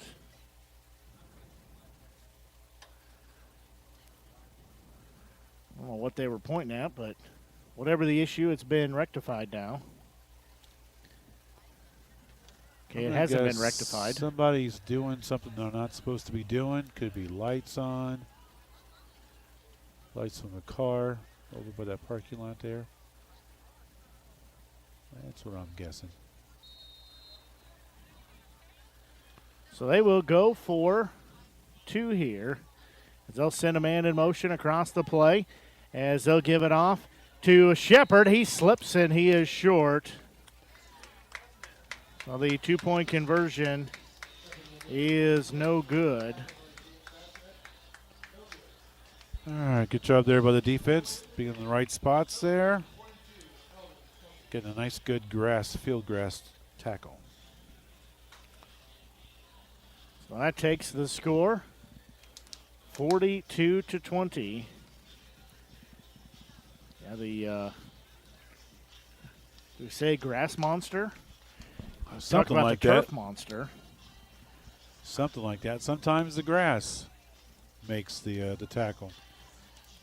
Either way, Southern Boone will take that play. As that will make. I have no idea. Let's talk to them. As Eldon returns the 75-yard punt.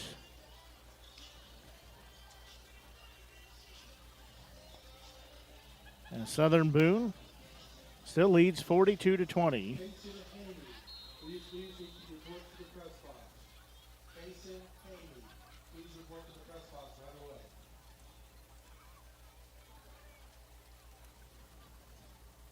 They lead 42-20. As for Eldon, they will tee it up. They'll try to their onside kick and whistles. Got another offsides by the kicking team. Yep, they're just a hair too early trying to get downfield. So we'll back up and we'll try it again.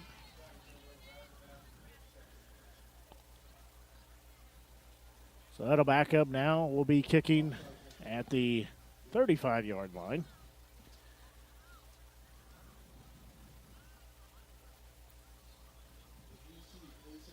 So that'll be ball on the 35-yard line now is where they'll tee it up. Again, hands team on the field for Southern Boone. As they will, Eldon will tee it up again.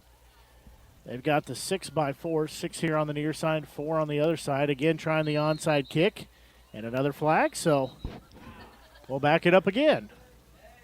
That was fortunate because that was a pretty good, that looking took kick a real that good time. bounce. Nice bounce. So yeah.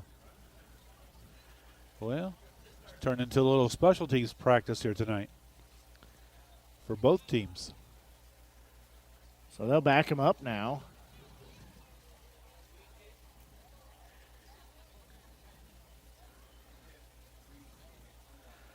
I was confused. I thought we lost our white hat for a minute, but he's way down there, so.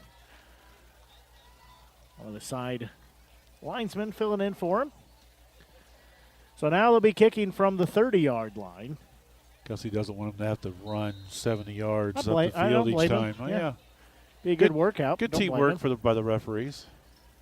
I'm sure he will get an appreciative thank after the game, as that one is going to be recovered by Eldon, as that is about the worst job of recovering an onside kick you could do there. To be fair, though, these have been some really good This kicks. is true. They've been bouncing around kind of crazy, getting good kicks up. So, very good job by the kicker for the Mustangs. And he had 3 tries at it. This must be the young man that might be in trouble. So had 3 tries at it. 3rd time's the charm. Tell that young man your mother's been worried sick about you. Yeah, you know. When you announced him, did you use all 3 names? That's when you know you're in trouble. So it'll be Eldon's football at the 40-yard line. They'll send a man in motion. Bad snap, but Beanland is able to corral it. There's going to be a duck put up in the air and pass interference. Yeah. Here the Sorry, crowd guys. is not like that. That was the right call. Contact, and he wasn't going for the ball. If you don't make contact, you're fine. But if you make contact with the wide receiver while you're not turning around looking for the ball, they're going to call that every time. So decent little pressure. Did a good job on the left-hand side. Whoever's playing I think we got our starters back in. So it was a good job by, I believe, Mr. Inslee covering the flat, and good pass rush to make that ball a duck. So we'll bring up a new set of downs here. Ball on the 45-yard line of Southern Boone. As Beanland will be in shotgun, 2 receivers on the far side of wing here on the right. The offense gets set. They'll try the double reverse. As coming around, a flag comes in, still trying to stretch it out. And it took about 5 guys there. There's some pushing and shoving at the end of the play. Just got to keep her cool, everybody. Keep her cool. But a good get job of the everybody defense. split. They had it well covered. They try to do that little quick reversing end. Defense of the Eagles had it well covered for no gain. Do we get a holding here, or hopefully? I think it was a holding call. You know, the good thing about that defense stretching that out and just extending that corner wouldn't let the ball carrier to get around the corner there and lose his yardage. Could be more here on this penalty. Yeah, the coaches definitely got our first team defense back in. So things got a little rough there, giving up a couple touchdowns. But what are they calling here? Holding against the Mustangs. Are asking if we want to decline it or not. I'd say push him back. Holding. They will accept it. Yeah, because it was in the backfield. Yep. So that's a couple yards there. So this might be a good 13-yard. Well, 15-yard Yeah. The ball, original line of scrimmage was at the 45 of Southern Boone. Now ball is spotted at the 40-yard line of the Mustangs. Got to like a holding 5 yards deep. Yeah. Nice. And that was because the Eagles did a good job of getting that good penetration, getting things spread out. So Bean landed in shotgun. He'll fake the handoff, roll to the near side. Looks like he's going to keep it himself. He'll be taken down at the 35-yard line. Excellent job of the defensive line that time. Dylan Niles was getting good pressure first, but he was just getting blocked left and right by somebody. Good job on the opposite side by Aiden Young. That caused the quarterback to slow down, and Dylan Niles got in that late and got in to finish the game. He worked hard. He had to go through at least 2 blockers. Yeah, Beanland looked like he was keeping that all the way. He'll get another snap. He'll give it off to Shepard, trying to work the far side. He's going to cut back here to the near side. He's going to be taken down at the 47-yard line, so he picks up 10-plus yards. He'll be short, though, Inslee in on the tackle. Yeah, nice good play by the Mustangs there to get a good chunk of that yardage back they lost.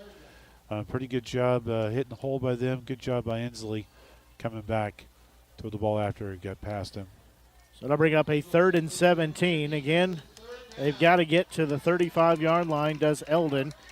To pick up the first down, they'll send a man in motion to the far side. Beanland will get the snap, has some pressure. He's going to have to step up. He'll be taken down right at the line of scrimmage. It'll bring up a 4th down. Yeah, good job by Jennings that time.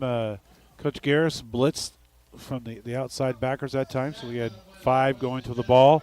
And they did a good job of getting pressure on the young quarterback, who tried to get the most out of it by going up into the hole. He could feel pressure coming from both sides. Takes that sack on 3rd down. It'll bring up 4th and long. It's 4th and a long 17. Clock rolling, 2:20 left here in this ball game. Southern Boone leads by a 42-20 margin right now. As in shotgun will be Beanland. He'll get the snap. He's looking near side. Has some pressure. He's going to throw it up for grabs. It'll be offline. Can't find his receiver. And that will be an incomplete pass and a turnover on downs. Yeah, nice job by the Eagles defense that time. Kind of a delayed blitz that time from Jennings from the right, his right linebacker, outside linebacker spot. Did a good job causing the quarterback to throw the ball a little bit early. And good job by the defense. Did a good job of making the covered. And even better, did a good job not touching them to get the pass interference call. Absolutely. So good job by the Eagles defense that time. Looks like we're going to get some substitutes in possibly here. So we'll see what offense looks like. It looks like the starter's back out there. Starters and a few backups on the offensive line. Young is taking a play off. Evans will be in shotgun. Now Bowles in his right hip pocket. 2 receivers stacked up on the far side. Bowles will get it, gets behind his blockers, keeps those legs driving, has 5 yards before he's shoved back. Yeah, tried to run that power to the left side, pulling some people from the right side to the left, and the Mustangs did a good job flying to the ball, keeping it only to a 3-yard gain. Yeah, he does only get 3 yards instead of 5. So we'll bring up a 2nd down here. Again, clock rolling under a minute 35 and counting here in the ball game. 42-20, Southern Boone lead. They'll split 2 receivers. Look like they're stacked up on the top of the play. Evans in shotgun. He'll give it to Bowles, keeping himself rather as he's off to the races. Cuts across the face of the face of the play, makes another man miss. He's going to step out. As I think though, there's a flag we got down. A face mask. That's what the stands are telling me. But good job blocking there by the offensive line. We got Cale Nichols in there getting some play time. It's a holding call actually for Southern Boone. No. Well, shoot. So that big run there gets negated and blocked back as the flag. I don't see where the flag is now, but it was well upfield from where Evans ended up at. So basically a do-over. More or less, yes. So to bring up a 2nd and a long 14 here. Minute 14 left on the clock. 2 receivers here on the near side.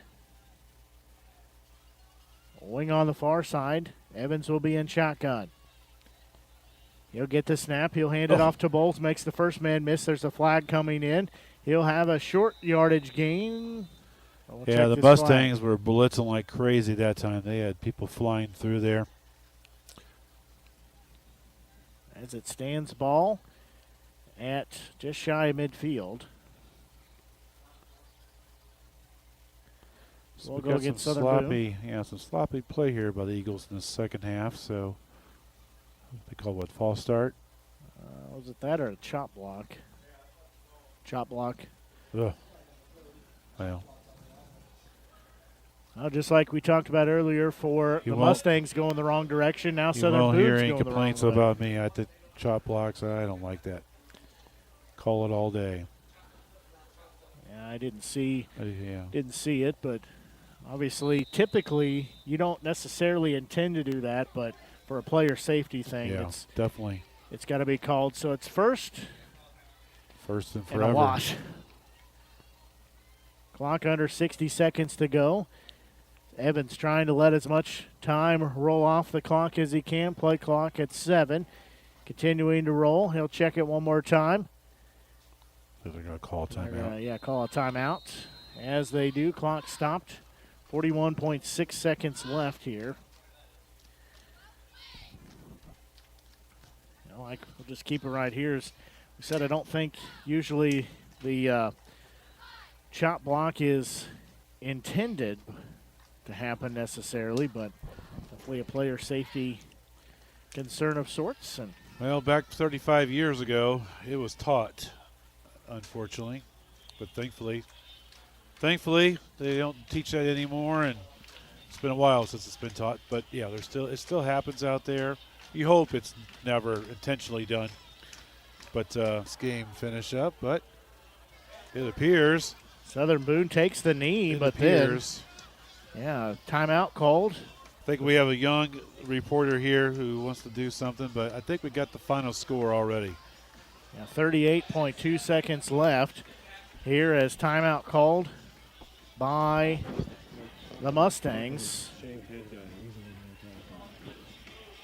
Not sure why they called timeout there. Anyway. We'll send him somewhere.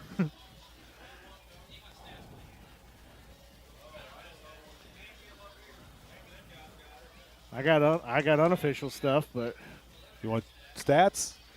There you go. This guy. Probably your best bet is AD Tracy. You think he'll have fireworks tonight? We should have fireworks. So they are going to roll here to the near side is Evans. He's going to throw downfield, and pass is going to be broken up. As you said, some laundry on the field. We got a holding. Let's see. They're going to decline it. Yeah, they're going to decline it. So that gets us fourth down. We'll bring one up or two more plays. Yeah, bring up a fourth down. 29.3 seconds left now, as it will bring up this fourth down. Really expect Southern Boone to probably punt it here, or at the least maybe try to fake punt it. Why not? Well, we got 11 people out there. That was good. That's a good start. Last time we only had 10, and didn't quite end up that well for us. So Taylor will be at his own 20-yard line to receive the snap. As he will get the snap. The punt is off. They brought pressure. That's a good high end-over-end punt. Return man will be wrapped up quickly and taken down at the 45-yard line. Is that Inslee on the tackle? Ash, maybe? I don't know. Yeah, it was Inslee. Nice job. Ash was there first to make him have to think twice about taking that, and Inslee plants him after he makes one move. All right, so we got, one or two more plays possibly here. See what the Mustangs dial up to see if the Eagles can end this game strong. I would imagine we're going to play a little bit back.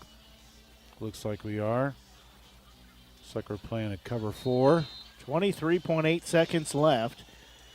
As for Southern Boone here, they lead 42-20.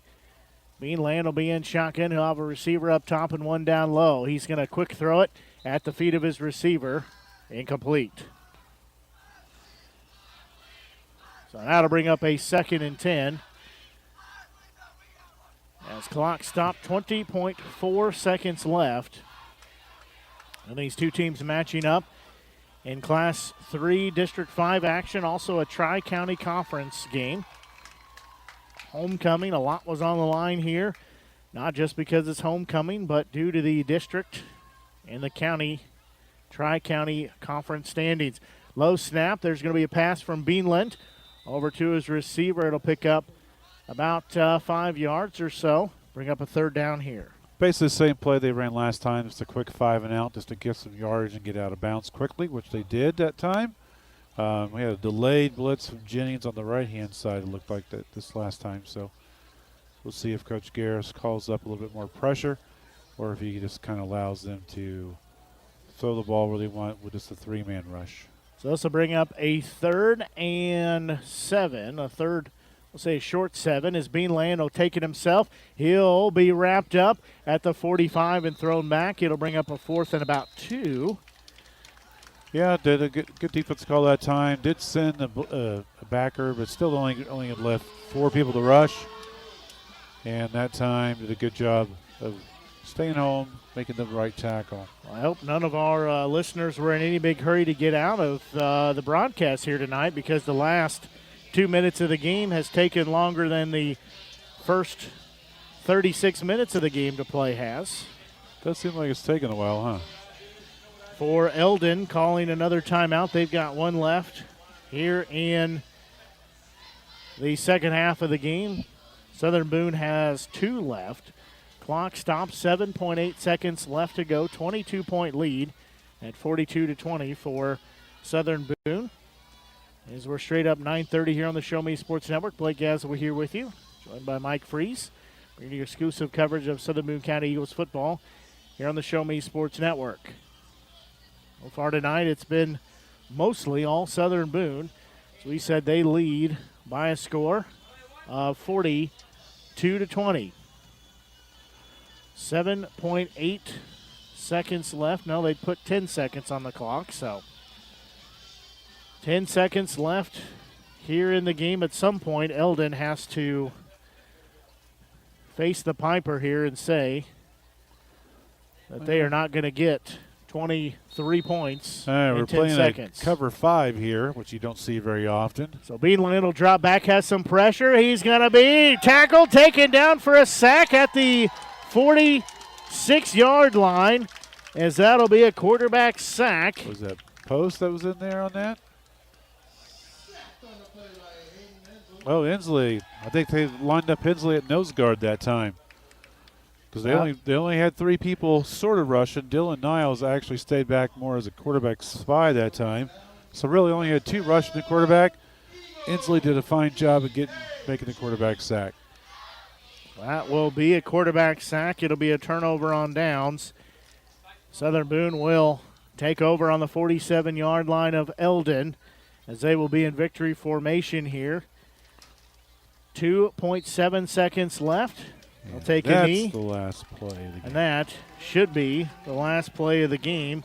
As your final score, Southern Boone 42, and for Eldon, they put up 20 on the board. As 42-20 score the final. As for Southern Boone, they move on to a record of 4-2 on the season. For Eldon, they fall to a record of 3-3, as we have fireworks here to celebrate the victory here at homecoming. As we'll take a quick break and be back with your postgame show, as you're listening to exclusive coverage of Southern Boone County Eagles football here on the Show Me Sports Network. Last Sentinel Firearms is your federally licensed and registered Type 7 FFL manufacturer dealer in Missouri, providing quality products to all types of sports enthusiasts, law enforcement, and individuals across the nation. Orders are currently being fulfilled, offering custom-built pistols and rifles from the AR platform made right here in Missouri. Visit their website at lastsentinelfirearms.com or call them at 417-684-7202 to find out what they've got for you. Last Sentinel Firearms, you are your last line of defense.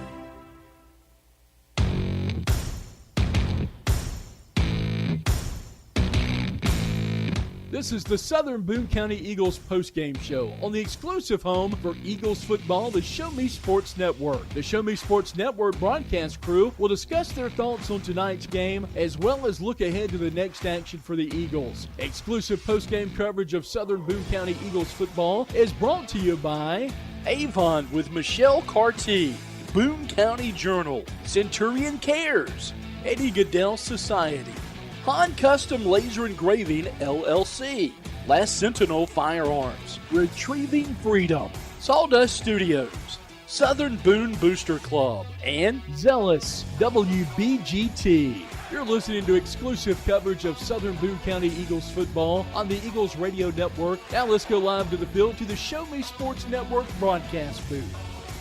Well, the Southern Boone County Eagles celebrate homecoming with a win as they beat the Eldon Mustangs by a score of 42-20 for Southern Boone. They move their season on to a record of 4-2, and for the Eldon Mustangs, they drop to 500 at 3-3 on the season. Tonight's game, of course, a lot on the line with Class 3 District 5 matchup, also a Tri-County Conference matchup, so not only important for them, for Southern Boone, for the district, but also had some implications for the conference as well. So good job of them to come out. Most importantly, a lot of pomp and circumstance going on this week due to homecoming, and they get to celebrate getting a win here as, again, they beat Eldon by a final of 42-20. So for Eldon, they started their season off at 3-0 as they beat Fulton, they beat Owensville and Versailles. But now they've dropped their last three as they lost to Osage Hallsville last week and then Southern Boone here tonight. For Southern Boone, they lost week 1 to Odessa, then beat Mexico and California in weeks 2 and 3, then lost to Booneville in week 4. Last week they beat Versailles, getting the win here this evening. So kind of a trend for them. They lose 1, win 2, lose 1, win 2. I'd like to see them break that. Next week they'll be on the road at Hallsville, then on the road at Osage, and then be home here for week 9 as Blair Oaks comes to town. Get a lot of football left to play before we have a better understanding, too, of what the district's postseason play will look like. But here in our postgame show, we'll get into our scoring summary, as Southern Boone scored often and scored rather quickly at times, as they got on the board with a 43-yard touchdown pass from Evans to Ash. PAT by Salter was good. That was a 3-play, 47-yard drive. Made it a 7-0 score for Southern Boone with 10:45 left in the first quarter. Then Southern Boone would score, this time on a 19-yard touchdown pass from Evans to Morris. The PAT was good by Salter. That was a 9-play, 65-yard drive. That came with 3:46 left in the first quarter. That made it a 14-0 score. Then Southern Boone would score one more time in the first quarter with a 66-yard touchdown pass. That was from Evans to Morris. PAT by Salter was good. That was a 3-play, 66-yard drive. That came with a minute and 24 left in the first quarter. That made it a 21-0 score, and that took us to the end of the first quarter. Then Southern Boone would score just a couple minutes into the second quarter on a 56-yard touchdown pass from Evans to Ash. PAT by Salter was good. That was a 3-play, 59-yard drive. That came with 10:04 left to go in the first half. That made it a 28-0 lead for Southern Boone. Then Eldon would score on an 11-yard touchdown run by Collins. They tried a 2-point conversion. It was no good. That ended up being a 10-play, 82-yard drive. That was a 6:07 left in the first half. That made it a 28-6 advantage still in favor of Southern Boone. Then Southern Boone would score right before halftime on an 18-yard touchdown run by Bowles. The PAT by Salter was good. That was a 5-play, 62-yard drive. That came with 36.1 seconds left in the first half. That made it a 35-6 score in favor of Southern Boone. That score would take us to halftime. Then Southern Boone would score in the third quarter on a 20-yard touchdown pass from Evans to Morris. PAT by Salter was good. That was an 8-play, 53-yard drive. That came with 6:26 left in the third quarter. That made it a 42-6 score in favor of Southern Boone. Then Eldon would score on an 80-yard touchdown run by Beanland. That is the running back Beanland. That 2-point conversion was a run by Shepard. That was good. That was a 3-play, 83-yard drive. That came with 6:01 left in the fourth quarter. That made it a 42-14 score.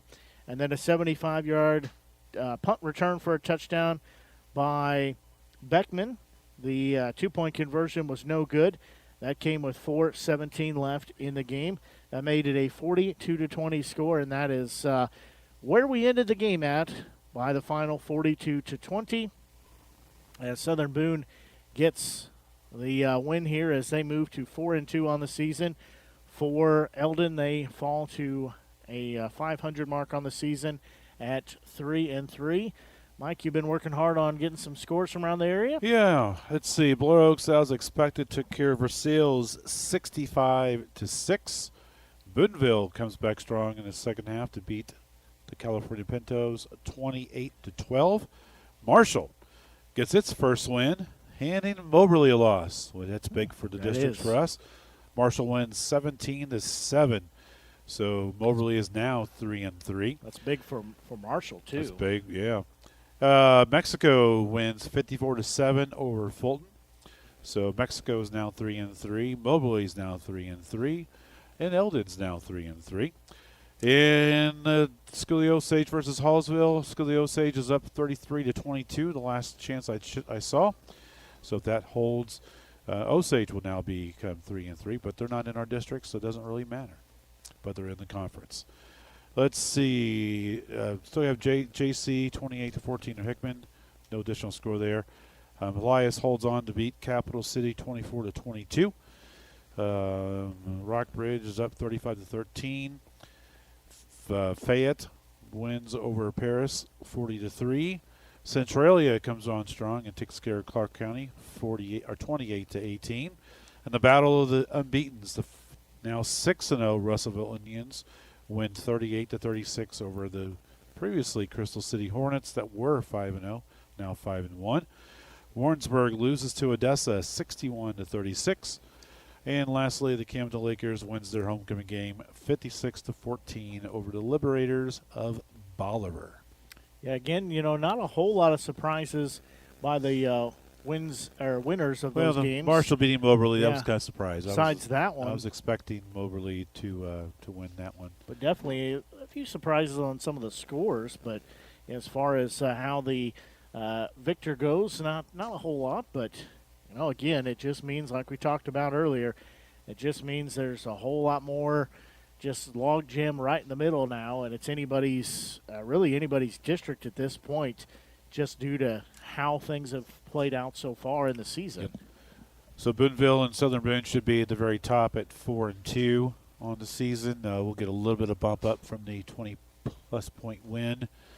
But let's see, Booneville also got a 16-point win, and I believe 13 is the maximum points you get for margin of victory. So it doesn't matter if you win by 60 like Blair Oaks does, or if you win by 13 or 14, right. It all counts the same. But still, let's see, even now, Moberly with the loss, they still are higher than Booneville at this point, just because, again, they play a lot of 4A schools. Marshall, I do believe, is a 4A school, so they get a little bit of bonus points for that. So, but yeah, like we expected, we're going to have a lot of teams that are similar records within a game or so, and it will probably stay that way all the way to the very end.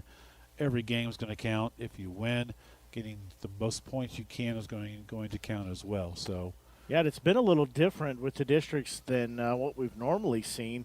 Obviously, we know Blair Oaks is a pretty good powerhouse, and they just really just run away with it.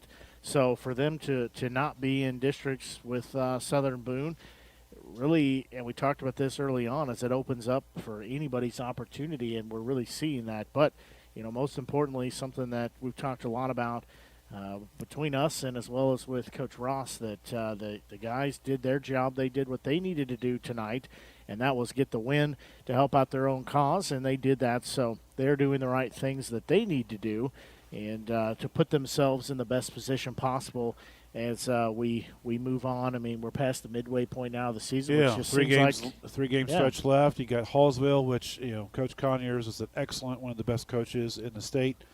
You never know what they're going to do. They certainly have hit a rough stretch for them. They lost a couple games in a row now, but still, they're still 3-3. They're still a quality program with a great coach. So you got to be careful there. Osage appears to be now 3-3 with Coach Jolly. They got a very experienced coach who knows how to win games. So, and then we finished up the regular season with Blair Oaks. So we don't need to really talk about that too much, but we do know that's going to be a tough 3-game stretch. That certainly 2-1 is going to be the minimum that's going to be needed to get one of those 2 playoff buys, in my opinion.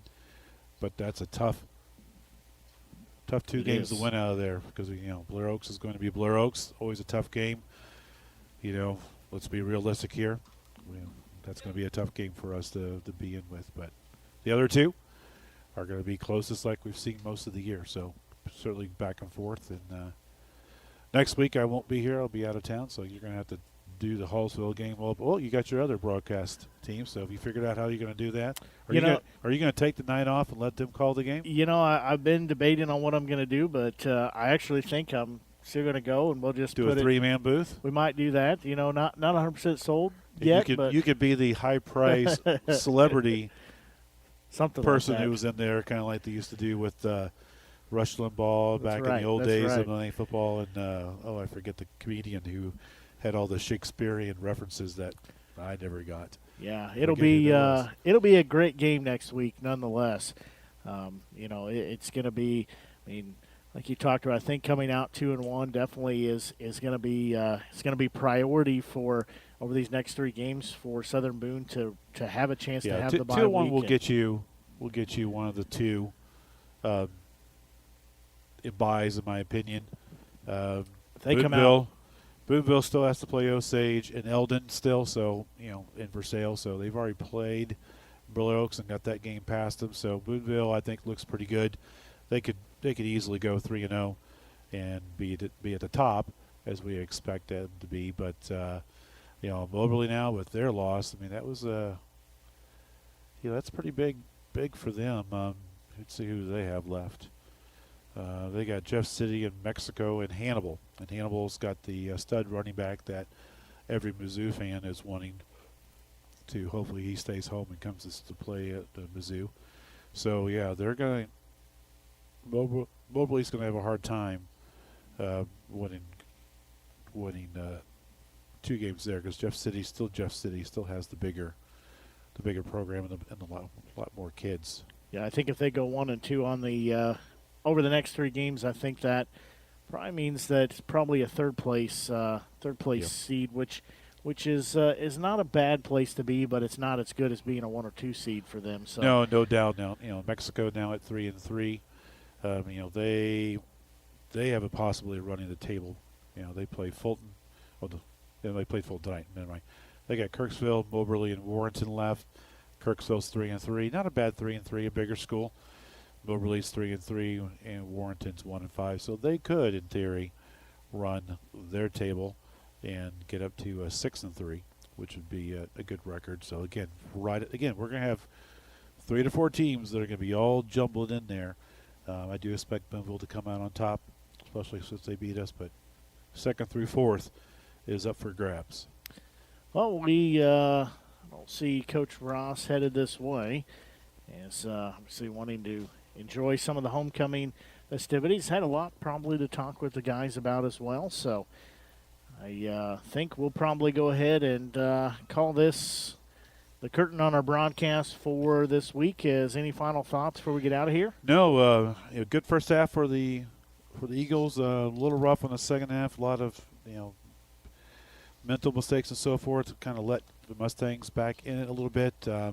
Certainly going forward, we can't play like that way against Hallsville because Hallsville will have the ability, they'll have a little bit more capability on their team as well. Again, Conyers is a fantastic coach and certainly one of the better coaches in Missouri and could probably pretty much coach wherever he wanted to if he wanted, but he has chosen small town life of Hallsville, and I don't mind that. I like going up against the best. I like whether it's the guy from Odessa or Hallsville or LePage down in Jeff City. I like going up against the best. So, well, we talk about it quite often that iron sharpens iron, and yeah, it's always great. As nice as it is to run a table on a season and whatever. If you don't face good competition, it just, I'm not going to say it's meaningless, but it's not nearly as much fun as when you face some good teams and you really have to work at it for sure. So yeah, you always want to play the best. So. Yeah. Absolutely. Well, that's going to do it for our broadcast here this evening. It's been our pleasure bringing you the live broadcast coverage here for Southern Boone County Eagles football. We will have our next broadcast. We'll have, of course, some softball next week. Won't have coverage of the games tomorrow, as I'll be out of town, but we will have games next week as the season winding down for the softball squad. We'll have those on the air, though, as their season ever so close to being over. Still have a few regular season games before they get set for their postseason play. But we will have those games on the air for our next football broadcast. That'll be next Friday, as we will be on the road at Hallsville, taking on the Indians there. As that'll be pregame starting about 6:30 with kickoff set for 7 o'clock. As we'll have all of our regular pregame activities and then get you set for the live game broadcast. As for Mike Freeze, I'm Blake Gazaway for the Show Me Sports Network. Until we talk to you next Friday for our next football broadcast, so long and have a great rest of your evening.